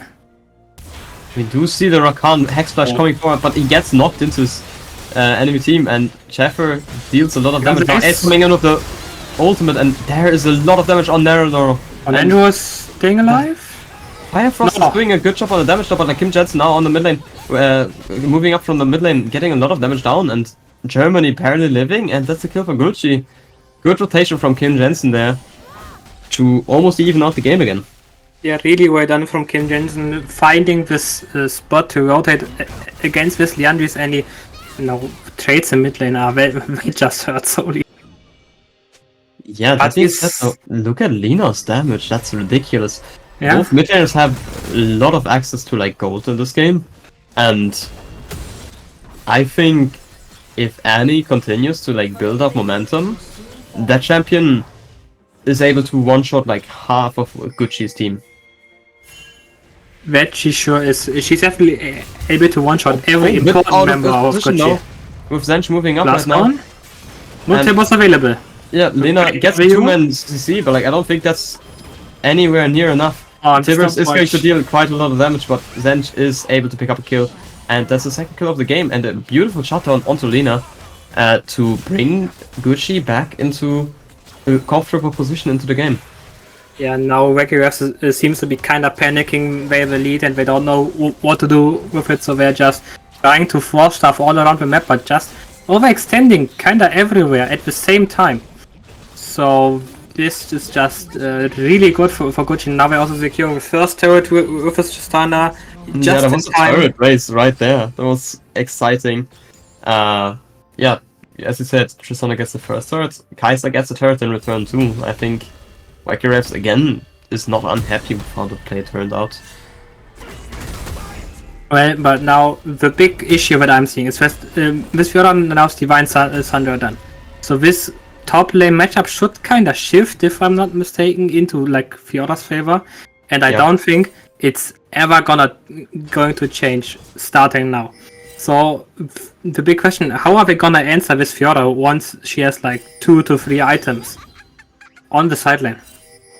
Yeah, I think there is the big issue of Fiora being really strong right now on the side lane. But that's all she is right now. She's strong on the side lane. Now that like fights are coming up and there looks to be like a potential 5-man fight around Herald right now, I don't see Fiora doing all too much. Speaking of Fiora, I think getting we're the on stream and shuffle, but like the addition of K'Sante, almost enough to take him out. Flash coming forward. Ebola not connecting on Epic, but Epic now needs to be careful. Zench is looking for more. The Q's coming forward. Permafrost is enough to hit. German is stunned, and that's a big knockoff from the Alistair. And that's another kill. Kim Jensen going forward. Picks up another kill, and that's 2 members of Wacky Wraiths remaining. Ace getting out of there with like almost no HP, and she has all the control over the river right now, so they are just able to take up the Herald for free, and I think she has found her way into the game. And now this is just the story of game 1 all over again.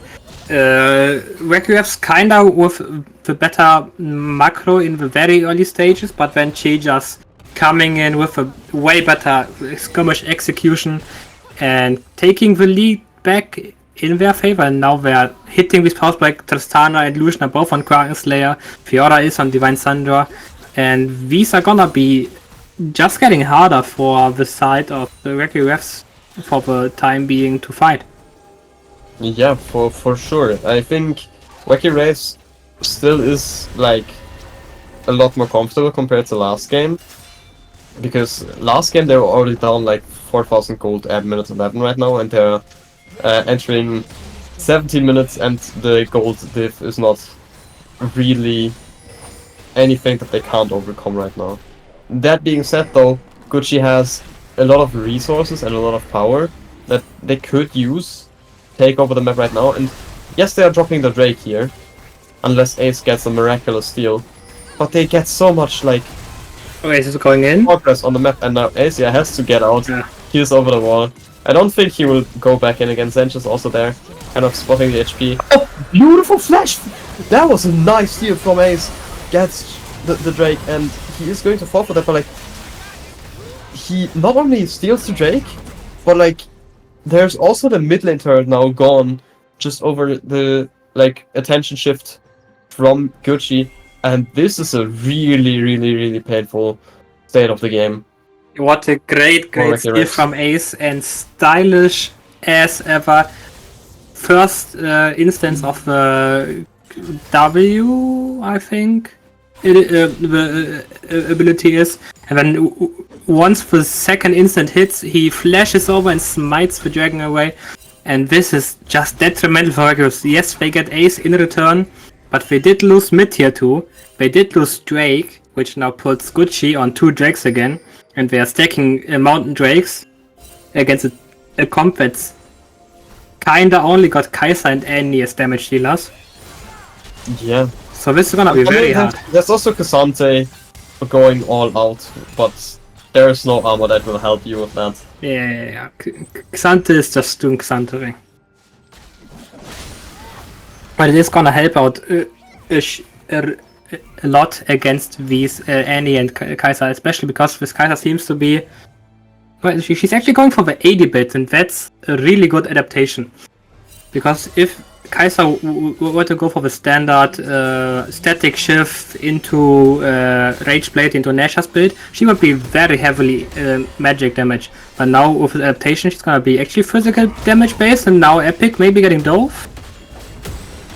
Yeah. Can die through without the tower, huh? Looking for like a lot of abilities. Gets the riposte on him. Maybe this is enough to take him down. He's like very low HP, but that's actually not enough, and now Gucci has to run out of this fight, and Lena gets the stun on Zench, but also not enough to take the down. Kim Jensen gets knocked up, and that's such a chaotic fight, but Fire Force is going to be dealing a lot of damage with that stack lethal tempo, and this is the first kill he gets, but he's looking for more. Is he going to get Ace? The bowler hits, and that successfully disengages the fight. Still, 2 kills for Wacky Wraiths. That is quite beautiful for them. What a great reaction from the Wacky Wraiths squad, instantly rotating down and then TPing with his with his Annie in an instant. No doubt in their mind that they will win, and they played it really well. Ending up getting 2 kills onto, I think Kaiser got 1 and Cassandra got 1. So that's really good investor gold for their team comp. Yeah. And now that we're heading like into the 20-minute territory, there's the Baron up on the map. I don't think any of the team is like ahead enough to actually force it right now, but there's still a desperate need of vision on the Baron from like both teams, or else one team could commit a bit too much onto a sideline and then suddenly the Baron just falls out of sight. Well, yeah, but we do have to consider that this Gucci squad is technically full AD. Yeah. So they're kinda on a clock against Cassandra and Rael here in this game, so they kinda have to force these big plays. Oh, look at Yeah. Epic though. He may be like Zench. full armor, but like that won't help all too much against Zench, who has a lot of damage, and this is already good enough. Flash coming in. I And actually think his two team was damage. like off on 1 second, and Epic just flashed, so he didn't need to flash. But that was still a really nice ult play from Zench, and he's showing off why Fiora is the queen of the side lane. And When with Nash that pick, start. she can actually look Oh, Wiggies? for the Baron, and Wiggies is kind of bullying Germany. Germany is Wait, hopping that's so over early. the walls and the Magnet Storm, but like that's not close at all. Germany Just- all alone. Gets a lot of damage done. Are they still committing to it now that Wacky Wraiths is here? This might not be a good play for them to look for. A is already half HP, Wiggy's also very low. But they have all the time they need. They don't need to finish the Baron right now. There's the Fiora on the bot lane, and she's just happily pushing. She just took the turret, and they're starting the Baron again. But like they will probably cancel as Wacky Wraiths is going to come in again. And quickness and flash forward HTP. is not enough. Nendro gets completely outplayed by Gucci, and Fiora Wiggy is behind. very low HP now. Almost in Frostfire, he is stacking up his lethal tempo quite nicely, and Elia down. he is the one to carry this fight. There is of course also Epic coming in, and now Good. Frostfire is going in, but like it's not enough. Schaffer and Kim Jensen actually taken down, and now Germany is kind of caught out in a really awkward position against Gucci and is going to fall. Zench gets another kill, and that should be the Baron, as they are now 4v1 on the map. What a long and intense fight, but in the end, Gucci coming out on top again. Great TP flank from Zench, instantly TPing after his recall, after picking up Epic the is Hydra. not Wait, agreeing Epic? with that Baron call, and the ultimate kind of Huh? maneuvers them out of there, and he's causing a lot of mayhem.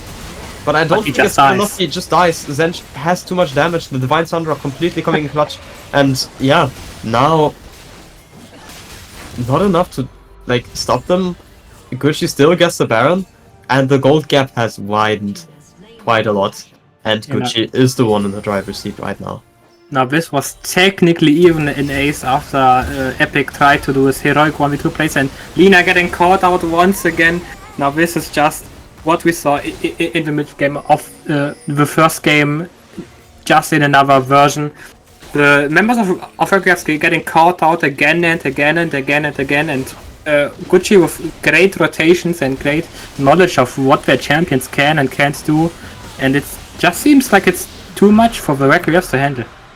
Yeah, especially now with another Drake being picked up. You mentioned it earlier, there is that like low damage threat from both Firefrost and Lina. They have to go for like kind of high damage builds, and at least Firefrost has a good build to dish out tons and tons of consistent damage, but Annie just inherently as a champion is not the greatest for continuous damage and DPS Yeah. threats. And now this is gonna be showing way more in every fight, more and more. Ace and Wiggies are gonna be very, very hard to kill in these fights. Zench can just heal back up for millions, and also if we and take then we'll out have to the be North careful Tower- right now. There could be a knockup coming in. Ah, Ace is actually kind Actually? of being shuffled into the enemy team, but like he's fairly tanky. I do believe. Wow, this is very ridiculous. The flash coming in, he's still being pressured, but like Oh, he he finally just died. doesn't die. He just now falls to Firefrost. But I All do out. think that Kim Jensen is here. Kim Jensen is here. that could be a good play. Kim Jensen gets a lot of damage down, There's Only that? 3 kills, 2 kills for Gucci, and I think Kim Jensen now gets stunned, gets a CC chain, is going to die, but the bomb is still ticking on Lina. Lina lives that just barely, and really chaotic fight, and I expected this to be way more in favor of Wacky Wraiths, but it's not at all, and Zench is still pushing on the top lane, and the recalls are kind of getting cancelled for the side of Wacky Wraiths, and that's an inhib down. Yeah, this 5v4 for Wacky Wraiths only ending even is such a disaster, because Zench on the sideline is doing so much work. And it's, yeah, well... Oh, Now and we no, have- look at Zench on the flank. He's looking to maybe catch out Germany in 5 no. but actually decides against it. He doesn't have to take any unnecessary risks, and I think he's just overall showing a really dominant game. Zench on his Fiora showing that he's also a force reckon with, and that's exactly what we talked about before this game. Before, in the first game, we saw this great bot side plays coming out from Gucci Yin, with the Draven being the main focus of the entire team. And now Zench was given a side lane carry champ, and they are really letting him pop off on it, and so are all the other players from Gucci Yin here. Requiem's not looking too good, even though technically these team comps are their team comp is very easy to execute. She is just outplaying them in every single fight. Yeah, I also think what's really important to point out is they have the harder team comp to pull off. So them, like right now, being on pulling the trigger so much that they are like completely building a lead with the split push team comp and taking like fights that are 4v5. That's really impressive. Yeah, definitely. As we now have the siege coming in, top lane is being sieged by siege minions, mid lane is being sieged by 3 Gucci players, and bot lane is being sieged by Zench. I don't know where what between the two lanes, looking for a play to commit to. Wacky is just kinda in dilemma, because it's really hard to engage either of these sides, even as 5. Yeah, they basically have to take a losing play no matter what, and that's a really tough decision to make, because if you make bad plays while also having to make those losing decisions, that can immediately end your game. Now the super minions are going on the first Nexus turret. Right now there is a little bit of risk involved in what Gucci is doing. If they do lose a member early and they unexpectedly get turned on, this could still be rather bad. Oh, Lina look damage chunk, and Lina is the first of all. Wiggs picks up the kill, and this is just 3 hits for Kim Jensen. And now here comes Zench, taking a lot of damage.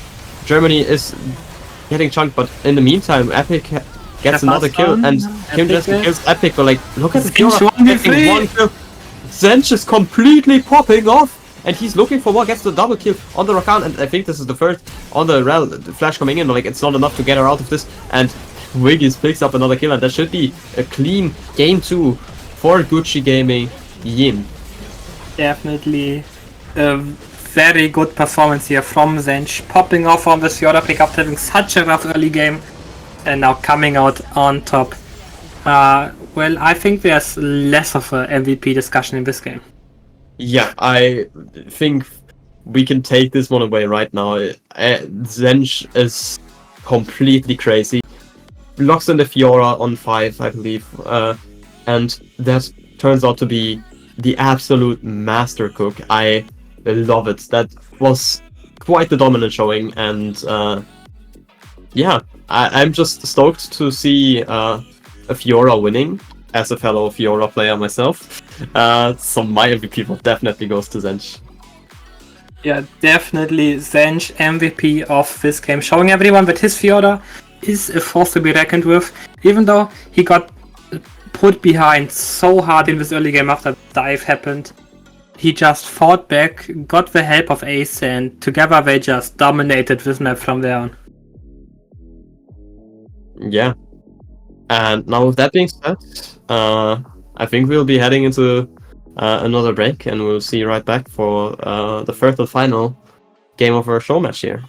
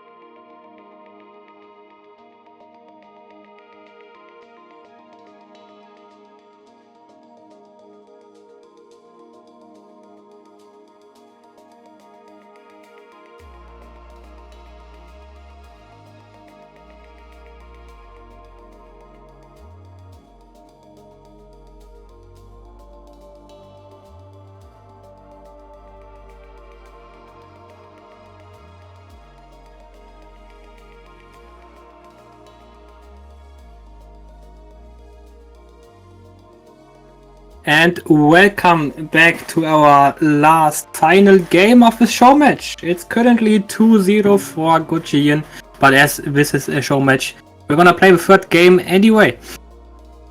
Gio, how do you feel? Well, I did earlier at the start of the stream predict this to be a 2-1, and I want this prediction to come true. I want Wacky Wraiths to completely outdraft and outplay Gucci right now. However, I feel like after taking those 2 losses, it's really hard to go into the next game with a positive mindset and actually just do what I said, completely outplay your enemies. So I think this is going to be an uphill battle for Wacky Wraiths right now. As a person that has been in the sport for the last 2 show matches they've played in, I can definitely confirm that it's just getting harder and harder with every loss, and Wacky Wraiths just have to find this one comfort comp that they are really, really good at and just play it no matter what. Because this is just about like their honor now, kinda. Yeah. And you don't want to go 3-0 in show match, so... You definitely want to put on the show. And to be quite frank, I think a way for Wacky Wraiths to do that is to kind of dismiss what they know in that sense and what they're used to with the current meta, and go back to champions that they have played like hundreds upon hundreds of games on. I think for Lina, like one of the first champ that comes to mind for me at least is the Victor or the Syndra. Then right now I'm like kind of stalking through everyone's OPGG to actually like craft the comp for them as well. I do believe Epic is decent on the Gesante, and that's still a solid pick to go for. However, I think they need to adjust the bans for the Gesante to actually have a good time. I highly want to see Germany on, I don't know, a Viego or a Jarvan. Just something that is great in teamfights and that can easily shift and carry teamfights by just getting like that huge, like for example with Jarvan, the huge cataclysm off, or just Viego getting the resets and going to carry the fight over those. Meanwhile, for Gucci Gaming though, like for Gucci Yin, there you don't really need to change things up, right? They are completely smurfing it so far, and yeah, I'm just hoping for Wacky Wraiths to kind of find that team comp where they suddenly find all the comfort they need to match the strength, individual strength of Gucci Yin, because the team play isn't too far off for both of these teams. I think it's mostly individual talent in that sense, maybe, that is setting these 2 teams apart so far. Yeah, the macro gaming seems to be pretty high on eye level, but the micro gaming is definitely swinging in the favor of this Gucci squad here. And for game 3, I mean, if you're Gucci player here, you just won with a very simple comp in game 1 against a catch comp, and then with a very, very weird comp that had a lot of win conditions, but not really a unified win condition in game 2 anyway. You like, what's left for you to show? That's a big question. What can Gucci show us in this third game? I think one thing that we've already been discussing, like off stream, that is maybe like something that Gucci is considering, because this is a show match after all, that they throw in a few spicy surprises, like going for a bit more off-meta champions right now, which I would 100% be in for. I love seeing teams cook, and maybe, just maybe, we'll see a Fiddlesticks top lane. That would be very fun. Oh, but it would be fun. But there's also just like countless options for weird off-meta picks to be seen. And I'm just hoping that Gucci is picking up at least 1 or 2 of them. And that being said, we are heading into our final draft of the day. The first rotation seems to be not too off from the first two games. Rumble Carf is being taken out from Wacky Wraiths, and Jarvan so far from the Gucci squad. And the Maokai, just two high impact kind of tank junglers that can change the whole game and influence the whole game in a very, very detrimental way for Gucci squad. And yeah, we're just waiting. If you were Wacky Wraiths here, what would you first pick? I think I would still go for first pick Kai'Sa. It's just a good pick, and I don't think it was Kai'Sa's performance that was lacking in the last game. And I don't even want to know what would happen if Wacky Wraiths is giving the Kai'Sa pick to Red side. It definitely is a question that we may or may not see in this game. Tristana being taken out as the third option, and from this whole series so far, what I can take is that it seems the mid lane pool of Wacky Wraiths, as Sejuani being first picked, seems pretty limited. Not playing with Tristana, not playing with Silas, and that just maybe shows that Wacky Wraiths seems to have a bit of issues with adapting to this meta, at least in the mid lane. Yeah, I think so too. I think that maybe their meta read was off. I think the Ahri was a decent pick for a meta champ, but then they didn't really draft around that Ahri at all. It was a catch comp, but Ahri was the only part of that catch comp that I genuinely think was a stable part of that idea, basically.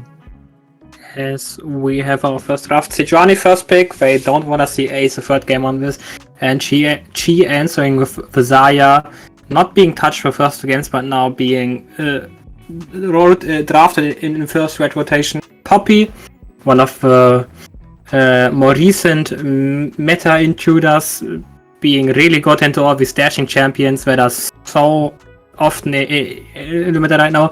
And please don't show me Ashe versus Zaya bot lane. That's the exact opposite of what I want to see. To be fair, I think Ashe is not a bad pick. I think... Oh, no, it's not. It's definitely not. I just don't want to see it. Yeah, that's fair enough. I think it's an interesting idea, and I think especially paired with a Braum, which I'm really hoping for right now, this could be a good bot lane for Wacky Wraiths. With Freljord comp in there we go. Yeah, full Freljord. There we go. First 3 all Freljord champions. Now we just need 2 more. Now I have to say, I've talked to Wiggies before this game, and he actually did tell me that there is one pike angle that he can see. Oh, and is that into Braum? And I hope that we are in this game seeing. Come on. The Wiggy's pike. We are instead getting the Renata. I am disappointed. Completely depressing.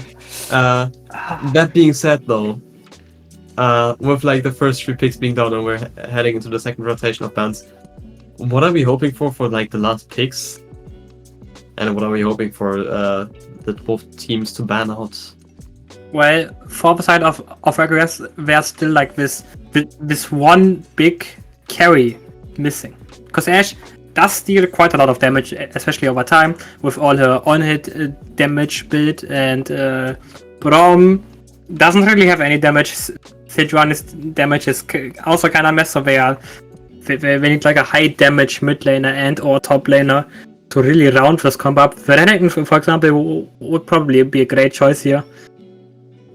And on the side of Gucci, well, yeah, they need some kind of frontline, probably one more frontliner. Guess that it's gonna be a K'Sante top lane. Yeah, I kind of hope K'Sante to be banned out, really.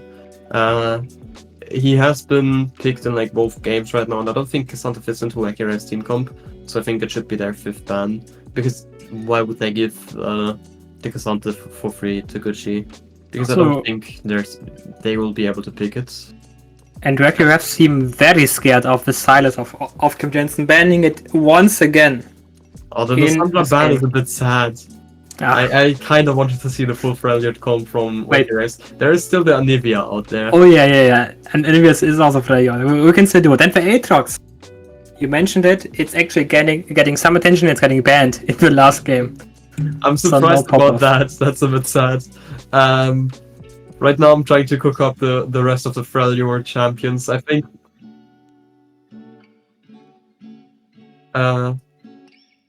like What what I'm other really hoping Freljord for- champions are there? Ornn can be There- top lane. There is the Gnar as well. Nah, Ornn, yeah. Okay, but now we have Asia locked in. That's just a pure meta draft from Ian so far. Asia, one of the most obnoxious and stable mid lanes. And we actually have Nivea Hover. Please do it. The Anivia Hover. And then I- the Gnar top would be doable, the Olaf top would be doable. There's I actually think that Nivea is not too bad into Asia. But I'm not sure. Oh, the Syndra being hovered. Oh no. No! He destroyed it. Alright, everyone in chat right now report Lena for I don't know, for picking Syndra. That's very rude. That's very Crushing offensive. the caster streams. Oh, And it's you get the door. nearly. Nearly. It's for Freljord. It's actually Lena griefing with the Syndra. A bit disappointing. Wait, maybe Syndra counts if she's playing this Winter Wonder Syndra skin. Maybe. What I will say, no, is Lena is the odd one out in her comp, but like I think the matchup in mid lane is relatively fine for her. And the Syndra in general is a comfort pick for her as well. Oh. And it could just be one of the most decisive picks for Wacky Wraiths on this team comp. I genuinely like Wacky Wraiths team comp.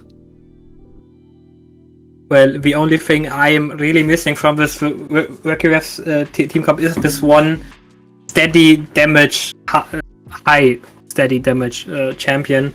Syndra has a lot of good bursts, and she can burst down targets like this Asia. Zion not so much, Renata's also pretty hard, but the Gangplank and the Asia, kinda. And Ashe is just like shooting needles into everyone as Sejuani, Braum and Na are killing off. But maybe, just maybe, this damage could be enough because the Gucci and team comp does have only Poppy as frontline. Yeah, Gucci's team comp is rather squishy, but I also think Wacky Wraiths has like decent damage, like Gnar, especially like if you combine like all the burst damage they have in an engage situation, that is so much damage that they are dishing out. You would just have to pull it out through Poppy W, Asia R, Renata R, Zaya R. That's true. That's also fair enough. But any flank is gonna be really hard to deal with for Gucci. Because there's gonna be a lot of responsibility on this Poppy and her W, definitely. Yeah. And Yes. that being said, one final prediction: who's going to win this game? I don't want to lose hope. I'm gonna say Wacky Refs takes at least this game. Now, I'll go the other route. I think I have lost hope in Wacky Wraiths, at least for this show match. Just because I didn't pick the Gaming King is going to go for the 3-0. Yes, it is specifically because of the Syndra pick. Alright, but with that being said, we go into one final break, and we will see you all in the last game of today.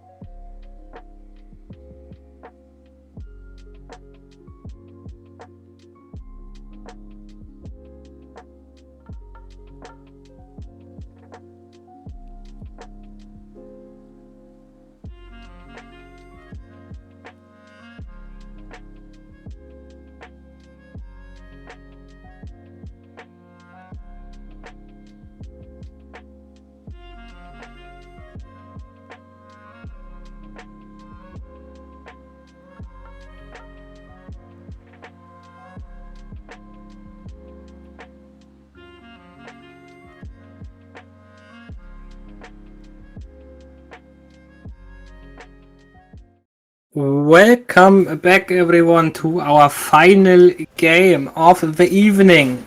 We have Wacky Refs X with a nearly full Freljord plus Snowday Syndra comp against Gucci Yin, and I am obviously joined by GU. Hello. Yes, final game of today's Showmatch, and Gucci Yin is up 2 games already, and I think they're 30 seconds. looking to close this one out 3-0.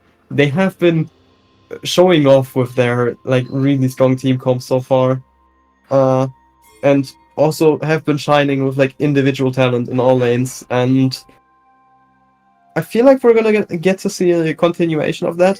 But with the almost full Freljord comp, I do have some faith in Wacky Wraiths. Wacky Refs will just definitely slow the brains of the cheap players so much that they don't want to play anymore. It's that simple. Yeah, it's definitely an uphill battle for them, especially like considering like the mental strain it takes losing 2 games in a row. That being said, though, I think Germany can like kind of prove to be a backbone right here. But actually, look at Lina getting chunked out early on by Ace, getting decently punished for that ward, and Kim Jensen also picks up the kill on the ward, and that's going to be a little bit of XP that he's going to use on the first wave, and he's going to hit level 2 a bit earlier. And that's going to make this these early levels in the mid lane a lot harder for the Syndra, because normally Syndra should, as far as I'm concerned, win these early skirmishes with ability to cast while moving. That seems like a really good thing into Asia, but now Asia hitting level 2 on this first wave actually makes it way harder, as we can see. Kim Jensen fighting for every bit, every slimmer of HP in this lane, trading hard, trading a lot. I mean, there is a legend of Kim Jensen once having been the one to watch, and I think he's definitely showing why in this show match. He's doing an excellent job in all games so far, and I think while like he has been outshined by like for example Zenshin last game or Cheffer in the first game, he's always been a good and like winning factor of the Gucci Yin squad. Yeah, he seems to be taking the role next to Ace as like the backbone of his team for these like popping off side lanes, being Sheffen and Zenj. So he's just like the one guy that you can count on that's always gonna dish a lot of damage, but not really like give a lot of resources for it. Yeah, and I mean it also like just shows in the way like the first game played out. A lot of plays happened around his Silas roams, and just in general his map movement and his like just situational awareness. And this might just be the case for this game too. We'll have to see about that. Right now, all lanes have traded at least a little bit of HP. Overall, I think there's nothing too dangerous happening just yet. But now we're heading into the first crop fight, and Germany is looking to fight Ace, but like he's getting chunked a lot by this Poppy, and has to be careful. He can't get next to walls because else Poppy will go for the flash E. Oh. Ooh, Germany has the flash out of there as well. Trading flash for flash is fine, I believe. Bot lane though. And now look at the bot lane trade. There's a lot of damage coming in from Wiggy's getting very low. First kill from Wiggy's, and this is looking like a second one for Firefrost. Not enough actually. And now Ace is coming in with the W. Is not enough to get Firefrost, and yeah, he's now 1v3, and I don't think he's gonna get out of this one. Firefrost gets the first kill of the game for himself, and that's 2 kills for Wacky Wraiths. That's the perfect start that they were hoping for. Wacky Wraiths are just improving the early game, game by game. In the first game they went even, in the second game they went slightly ahead, and now they are living the dream on their bot lane. Great 2v2, knowing that they are stronger than this Xayah Renata combo in these early levels. Capitalizing on it, even though this Ashe even bought Kal and they won. So that just shows how strong of a champion Ashe is in this early game. Especially compared to the Brown passive. Yeah, Ashe and Braum lane is a really dominant and like lethal lane, especially with jungle attention. And that being said, you already mentioned like first and second game the progression. They have to not only progress their early game though, they have to keep that lead stable right now. They can't drop the ball now. They have to still find plays and get those good fights in, so they actually stay ahead of Gucci Yin at all times. Yeah, regulars have to also win these skirmishes that are gonna happen soon, very soon.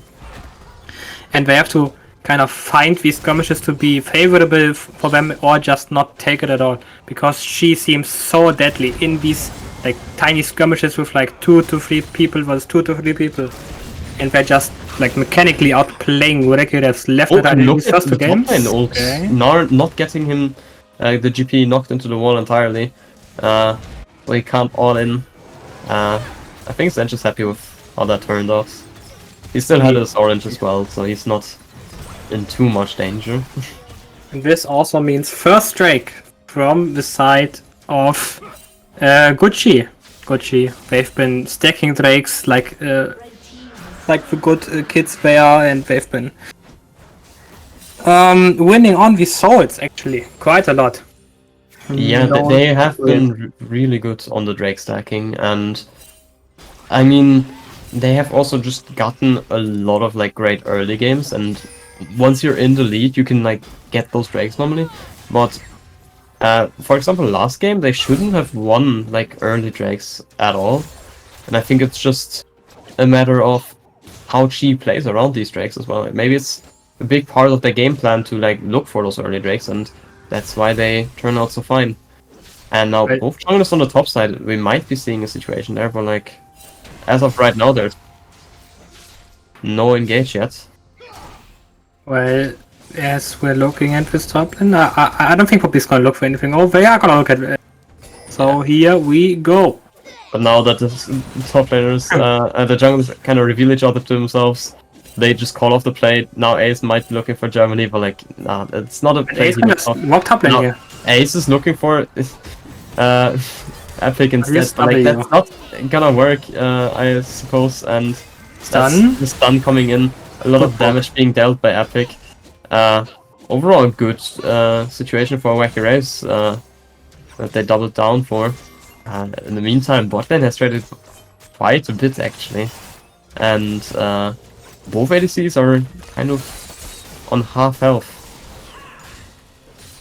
Yeah, all these trades are happening all across the map. Kinda Gucci coming a bit out on top, I would say. Oh, it's now look at from top lane. Beautiful flash! Great flash.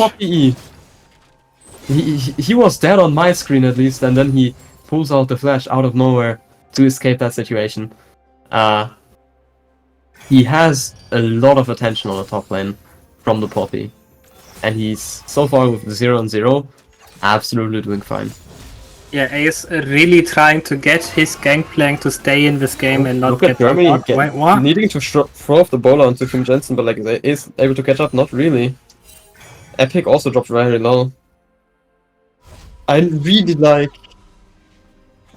like seeing what Wacky Wraiths is doing. They are looking for plays everywhere, even if it's just like small invades like that one that Germany was looking for just now. But overall, this is giving them like a very ever so small gold lead, and that's just great to see. But as we are talking about gold lead in the mid lane, at least in the CS department, we see this one critical thing about Azir. Azir is a champion that if you give it an inch, he will take all your arms. As you can see, he's already up ahead 20 CS in this mid lane in only like 9 minutes. And that's all. And that all happened only because he got a ward level. Yeah, and it's really insane. The flash E coming in from Poppy though right now is also insane, and Ace picks up the kill, and probably the Herald on top of that as well. And yeah, that kind of goes back to what we were talking about earlier. Like, Kim Jensen definitely is a great and strong player, and maybe he's the one to shine in this game. So far we've seen great individual performances from Gucci Ying, and maybe this is the time to shine for Kim, yeah. Yeah, and if we are following the tracks of the series, we had a bot lane pop-off game 1, a top lane pop-off game 2, so this has to be the time of Kim Jensen to shine, as Ricard cursing everything out of Kim Jensen so that he will never pop off in this game ever again. I think at this point it's not caster cursing, it's more like actually trying to actively drag him into the caster hell. And Speaking that of being said though, here we go. he has to flash out, gets ganked by Germany, but like with the flash and the E, he definitely escapes that one. And he's showing why Azir is such a safe pick and lane. And he's doing a great job so far, but once again we're seeing more attention being brought to Kim Jensen, and that E missing from Lina is detrimental. That could have been a kill with the power unleashed. Yep. Could have, should have, would have, as we like to say. And yeah, the mid lane gap just kinda stays steady as we have Asia and Syndra vastly approaching the first item. On bot lane we nearly have the kill finish for Ashe, as Germany may be looking for something. She has to push out away. Ace is also here. 3v3 on bot lane, here we go again. And Ace shows himself to like kind of call off that play. That's interesting. But now with him leaving, there's a chance. The TP coming in from Lina. That's very aggressive. Oh, Ace actually getting caught by Lina here, kinda. Now the scatter the weak has to hit though. No, they're not going for it. They're just here to secure the Drake area because Drake is up again. The Cloud Drake is up for the grabs. And we're actually just starting it. Great battle here. I think they have the HP advantage and overall are just fine. But that was still like a rather interesting situation, and right now, yes, they are getting the Drake, but there is a lot of like progress to the turret being handed over to Kim Jensen, and now Richie is looking for the play and not getting the steal, but that's still a really close call. Flash having been forced on Firefrost, and he gets out of this one, especially with the Brawl as well. Just incredible, like, complicated situation on the bot lane, but overall resolved with no casualties. Wacky showing off their incredible disengage tools here in the situation. Well, now look at Kim Jensen looking for Lina, getting the shuffle under the turret, and Lina's flash being forced, and that's all it takes. Kim Jensen is fine with the situation, and yeah, HP is definitely shifted on the favor, and now Ace is looking for the gank, and there is the gank into the wall, and Lina falls, and Ace picks up the second kill of the game.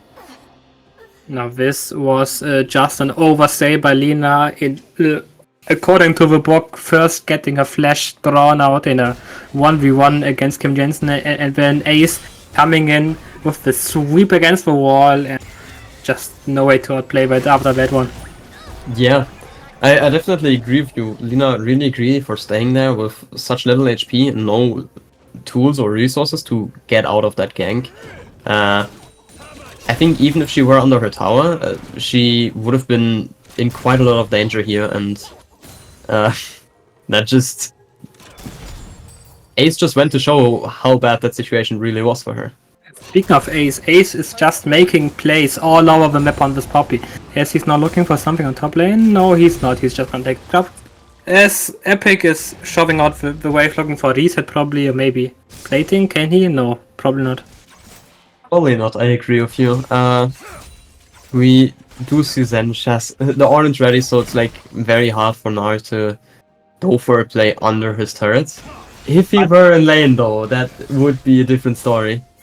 But as we take a look at the God, we do see that there's one sneaky winner from the side of regulars that's getting a lot of gold, and that is Firefrost on this Ashe. Oh, and now look at the gank. Lina is getting ganked again. Beautiful shuffle from Kim Jensen. That's another kill for the side of Gucci Gaming, and all of these kills are happening around the mid lane to jungle duo.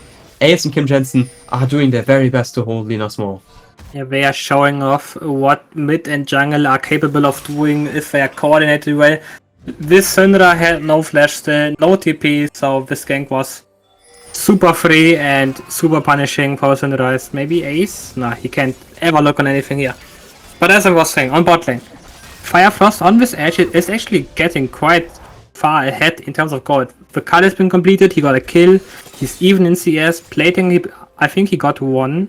So he's like 1k ahead, and he's therefore kinda keeping the Wacky refs in this game in terms of gold lead, at least so far.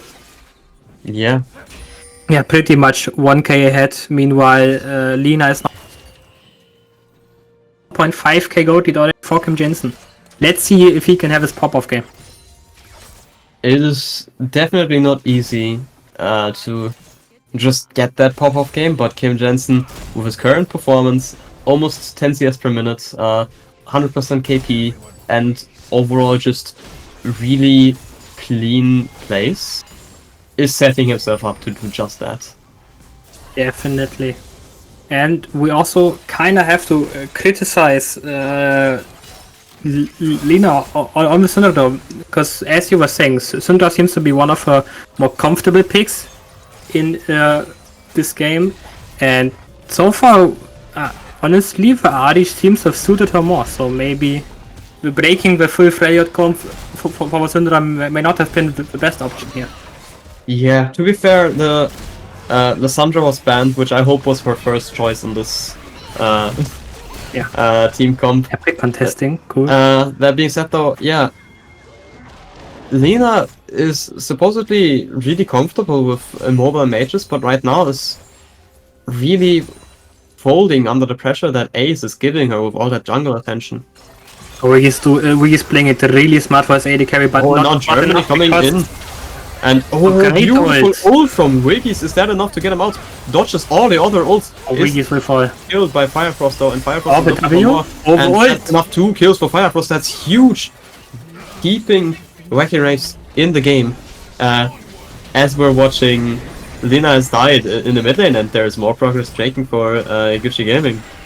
But this bot lane play, Wiggy's played it so well.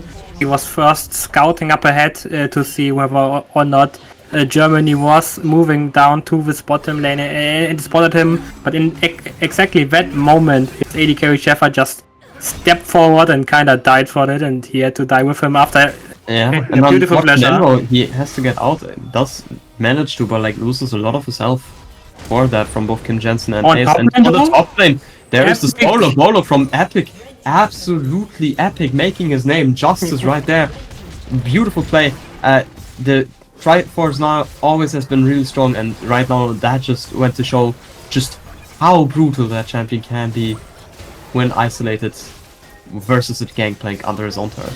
Epic finally finding his epic revenge in the series. So far, Zench kinda had his number in all of the games, but now Epic showing that he is a force to be reckoned with. He's 35 CS up, he's a turret up, and a solo bolo in this top lane.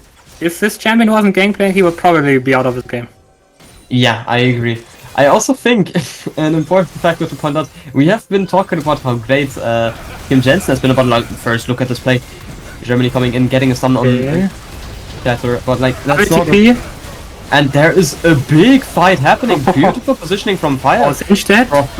And great ultimate coming in, and that's a 2-man kill, 3-man kill soon as well. 3 kills, 4 kills picked up. Ace? But there is still Kim Jensen. Is he able to hold under turret all alone? Germany is taking a lot of unnecessary turret damage, and I don't think there is a dive angle happening. Kim Jensen is hopping over the wall to get to Germany. Slow. And the hop. I think Epic is gonna pick him up, and that's the second kill for Epic, and an ace. And Wacky Wraiths are, for the first time ever, up by 3k gold. Now this against Gucci Ying. This fight initially looked so good for this Gucci roster. They were on the same page. They were instantly double TPing to this fight. They committed. They hard committed. But then Wacky Wraiths shows up and they use all their hard CC to just take out one member of Wacky Wraiths after another, while Sejuani and Braum soak up all of his damage that Wacky Wraiths, that Gucci is capable of doing just now, because their carries are not really where they want to be. Asia's on one item, Xayah's on one item, Gameplay is on one item. They really need these, as we already talked about, 2 to 3 item power spikes to really be relevant in the game. And right now, side of Wacky another fight is breaking out. Look at Ace. Ace is taking a lot of damage already. Burst is coming in, but it's not enough. Firefrost is looking for more, and it's just so much damage from Epic and Firefrost together, and that's 2 kills again for Firefrost. And the Freljord comp is looking to suit especially Firefrost, all of our people, the most. Oh no. Oh no. And oh my god, Lena is taking a lot of damage from that gangplank, but it's definitely not enough to take her down. And Lena also picks up another kill for herself. It has some gold in her pocket now. And this is a great game state for Wacky Wraiths. Maybe they just needed me to doubt them to finally shine. Please, us. Oh, have you also predicted against Wacky Wraiths? I predicted for them, but I've lost faith during the game. But here we are again. Wacky Wraiths standing strong, showing up just after we kind of trash talked them. That they are still a team, and a team that wants to participate in SLE, and a force if they choose so. Also, Lena really popping off ever since we flamed her. Maybe we should just flame the people more. Yeah, that being said though, there's one person I don't want to flame. Epic is absolutely crushing at this game as well as Firefrost, but like Epic is like the hidden gem right now, at least for me, in this game. He is on 10 CS per minute almost for like the entire game. He is completely crushing his lane opponent in like every way possible. He got the turret, he got the solo bolo, he has done everything and anything that a top laner needs to do to just show he's like the cool guy around. And yeah, Epic really showed off in game 1 already, and now just the difference between this game and game 1 here, he was like, okay team, I'm gonna come down and help you guys to prevent the map from burning, because if we remember in game 1 he got he got to play lane for 50 minutes and then got ganked by 3 people and was irrelevant. exactly. But here he is to show up. He made the top lane experience game 1, and this time things are different. This time maybe he does not have to make the top lane experience, because I mean, look at him, he's even going for Kim Jensen here, who is arguably the strongest member of Gucci right now. And Kim Jensen's damage is still quite insane, but Epic is really confident in that play. Jensen maybe walking into the trap here. There is... Oh, this one coming in, like the Emperor's Device saves his life, completely blocking off the path towards him. That being said though, Epic gets a lot of progress on the bot lane turret, and Gucci is positioning maybe for a Baron, knowing that there have been like a lot of ults used for that catch on Kim Jensen, and he ultimately got out of that situation. Yeah, Wacky Wraiths kind of have this press art to win comp, and they press the art, they didn't win. Objectives here. We're seeing Wacky Wraiths taking the Mountain Drake, and on the top side, Gucci Gaming is already hitting the Baron, and it's melting rather quickly. They're running up. Menro is the only one close up, and gets knocked out by the copy, and that's a clean Baron for Gucci Gaming, and the Drake has not been taken. No, Germany. Oh, flash. Oh, the flash did not connect. Ace did not get knocked up. Good idea. Watch out for the Nana. There is this Ace. Beautiful flash E into the crux to get out of the situation. The ultimate from Wiggies is absolutely insane. Shepard's dealing a lot of damage, and this situation is looking great for Gucci. Yes, they are down 3k gold, but they got the Baron. They will build up a bit of gold in that power play right now, and they lost no member while getting out of that. And the Drake is also still up. Wacky Wraiths definitely underestimating Gucci's ability to just rush down the Nash with his Asia, with his Eye, with the Gangplank, which all have great objective damage. And this might just be the comeback from Gucci, because now they're also getting the next Drake. They're gonna be on Soul Point. They have Nash up right now. Yeah, and Gucci also takes the Drake. That's a really great game state. I'm surprised they didn't leave Epic at the Drake for the last fight, but now they lost the Drake and the Baron. But in the meantime, Lina is using a bit of that tempo to maybe get the tier 2 on the top lane. It's still not making like those 2 lost objectives worth it, but it's at least a little bit of compensation. There's also another turret picked up in the mid lane from Epic in this case, and they do manage to like hold the gold gap rather in their favor still. It's 4k gold difference still for the side of Wacky Wraiths, but Gucci has shown that they can overcome that. Yeah, these tier 2 turrets do give a lot of gold, and Wacky Wraiths kinda went like, okay guys, we fucked up, now we have to compensate our losses, and they took these 2 tier 2 towers. That's like 1.5k gold, so we're still kind of in the driver's seat, but it's definitely getting harder from here on. So maybe have a trap on the blue buff. Will Ace try to take it?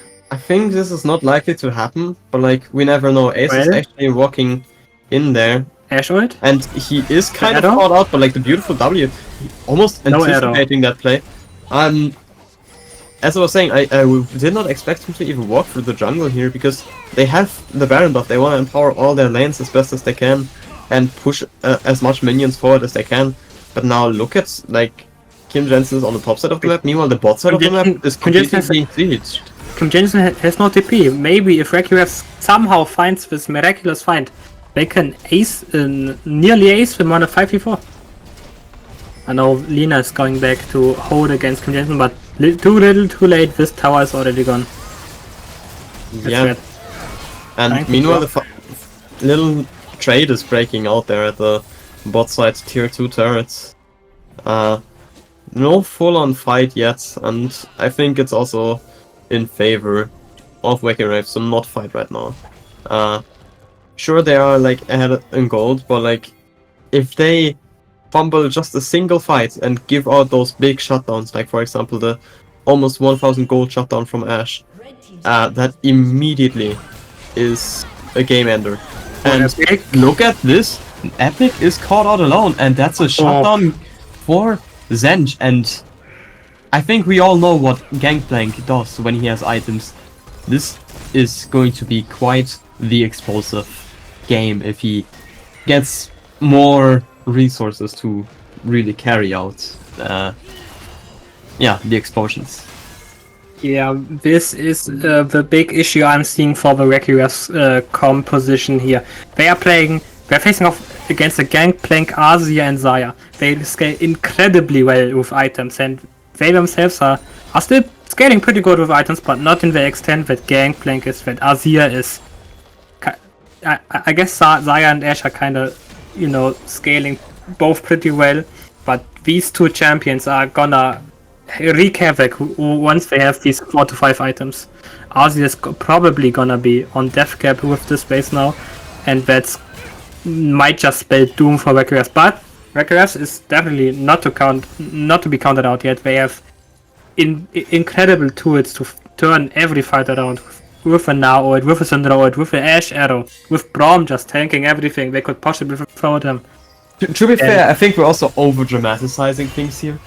Wacky Wraiths are still in the lead. The Ashe arrow sadly missing, but as we're saying, Wacky Wraiths is still gold-wise in the lead. The only thing that they're really in need of worrying about is Drakes, because they don't want to give up that soul, because that is most certainly going to even out the game state again, which would be quite bad for them because they're facing quite the heavy scaling with Gangplank and Azir.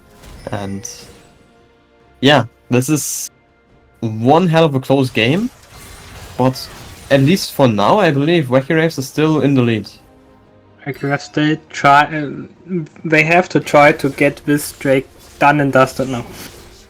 Kim Jensen may be on the sideline, but I don't even think you can send Epic to answer him and just group as 5 to secure the vision around this dragon, because with this dragon everything in this game stands and falls. Yeah, I definitely agree. Looking at Cheetah, they're like kind of walking into their top side, maybe opting for the Baron instead. That's interesting. There is a lot more risk involved with that. Ace is getting some good and much needed vision with that Scuttle Crab take.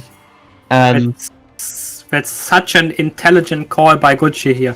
They are just playing around with Nash, because if Wacky were to start the Dragon and they see it, they can just be like, okay, we start Nash, you get Drake. It's breaking up right now. Look at the Braum dropping off, having to flash over the wall. And Gucci is in a decent position. The Drake is already started by Wacky Wraiths, but it's still at 6,000 health, and it's only a Sejuani, and she is closing in on that. 5,000 HP, I don't think that's going to be fast. Ace is hitting him into the wall, and this is important and huge for Gucci Gaming as they pick up the Mountain Dragon's soul. And yet again, this whole fight is resolved without casualties, but another Drake on top for Gucci. That's kind of the story of this game, almost. Now Wacky is turning to the Nash once again. They think that they are she is low enough. Epic, meanwhile, though. Yeah, Epic is probably going to be the first of all. Beautiful stun from the Poppy, but the Baron is already on half health. This could be really close. They kind of cancel out the Baron, but like now Kim Jensen is in need of throwing off the Emperor's Divide and saves his own life. Beautiful play by him, and now Gucci is the one to... Surely Gucci is going to be making the best of this Baron. Because Wacky Wraiths, I think with like their objective control in the last 2 minutes, have fumbled the ball. And I mean this quite lightly, but I think this could be over, even though they are up in kills. They have now lost their gold lead, they have lost the Dragon Soul, and they're facing a really strong scaling team. Yeah, I think they may or may not have just fumbled the ball and lost the game over. We have been saying that these two teams have been eye to eye in terms of macro in this whole series, but this objective control coming in from QFs in the past 5 minutes kinda probably lost this another fight being game forced. for Germany. Has to be careful. Ace is going for a knockup and a lot of damage being picked up. Ace gets the kill. The handshake is beautiful. And wow, that's like a really decisive kill as well, because now with one member less on the map, it's a lot harder to defend that 4-1 kind of a sideline pressure with the Baron buff that Gucci wants to use and maybe even abuse. And look at Gucci hitting the turret right now. The tier 2 on bot lane will fall, and the mid lane turret also is sieged to tier 3. Now one inhib is already open, and they have their members all around the map. There's 3 on the bot side, and then there's Azir and Poppy kind of hovering around the mid side of the map. This is just dangerous for Wacky Wraiths right now. It is becoming harder and harder for RKFs to play this game by the second, and by the gold they give over to the G team. And now they kind of have to force something, but they don't really have the tools to force anything onto. This could be the force they needed, though. Kim Jensen on the flank? Gangplank, and that's a lot of damage on Ace, but he just barely lives. That beautiful ult from Wiggies is going to disengage the whole fight, and well, I think Gucci can still look for the bot lane turret because they got the big chunk, but like they play it safe, which is fair enough. They don't have to lose the momentum that they currently have.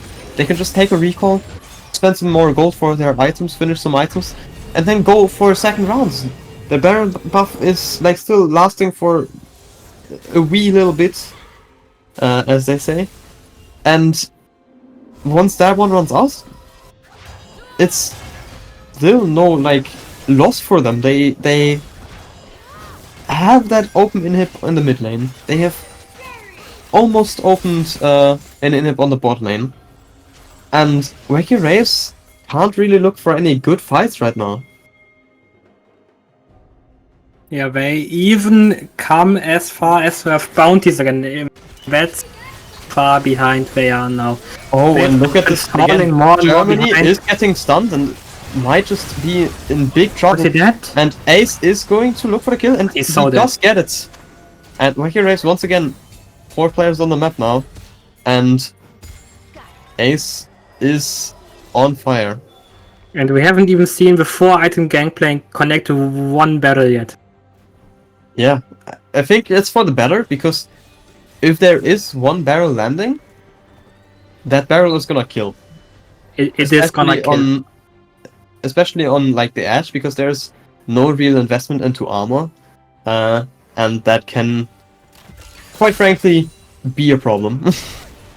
Now it kind of looks like it's just a matter of time on when Gucci will break the last remaining defense of this Wacky Wraiths squad here. But maybe they can find the Mega now, and he almost has his flash ready too. If he finds that miracle flash E to save the game, that would be quite amazing. There is a lot of CC being done though, and look at Kim Jensen, he gets a lot of damage done. Offside takeover blocked. Jeffrey gets the first kill of the fight, but there is just no way that like Wacky Wraiths gets anything done. They don't have the damage to fight, and yeah, I think this is just going to be like a almost like deathless victory now for some of the squad right now, because I don't think there's going to be a good way for Wacky Wraiths to tackle a fight in which they kill like many Chi members. Can see like maybe Zenj or Ace dropping, and that's it. Maybe. It's I don't think so Ace hard. can die anymore. I think he can still die. It's just due to the fact that he's the frontline and he's soaking up all the damage. But I But think not this damage. exactly the damage is but almost yeah, non-existent. And now Epic is on the flank, gets a lot of damage down to Cheffer, but Cheffer flashes Now up, Ace. and now Ace is taking the non-existent damage that we were talking Yeah, about. Like, it's he's still dying. enough to like almost dying, and this is where he died, Ace falls, and he died. Firefrost takes a big barrel hit. That's a yikes. Okay, Jensen. And I mean, Kim Jensen gets over the wall, and there is super minions hitting the base, and Elder Drake just spawned. Ada Dragon is And up. Wacky Wraiths are Minions in base. very low HP. She and can Good- just turn to the base. And look at this! Gucci is going for the end. Kim Jensen is moving in. Zenj is trying to cancel. And there is no one. Didn't get it. There's just Lina. Lina has just recalled, but like in the meantime, Oh. there is kills for Wacky Wraiths. This is like such a crazy game set again. And Kim Jensen And cannot Lina end. death And the base. could this be the fumble that the Wacky Wraiths needed? And Lina death the base. This is. Okay, stopwatch. Oh my god! Oh, here comes Epic. They're alive.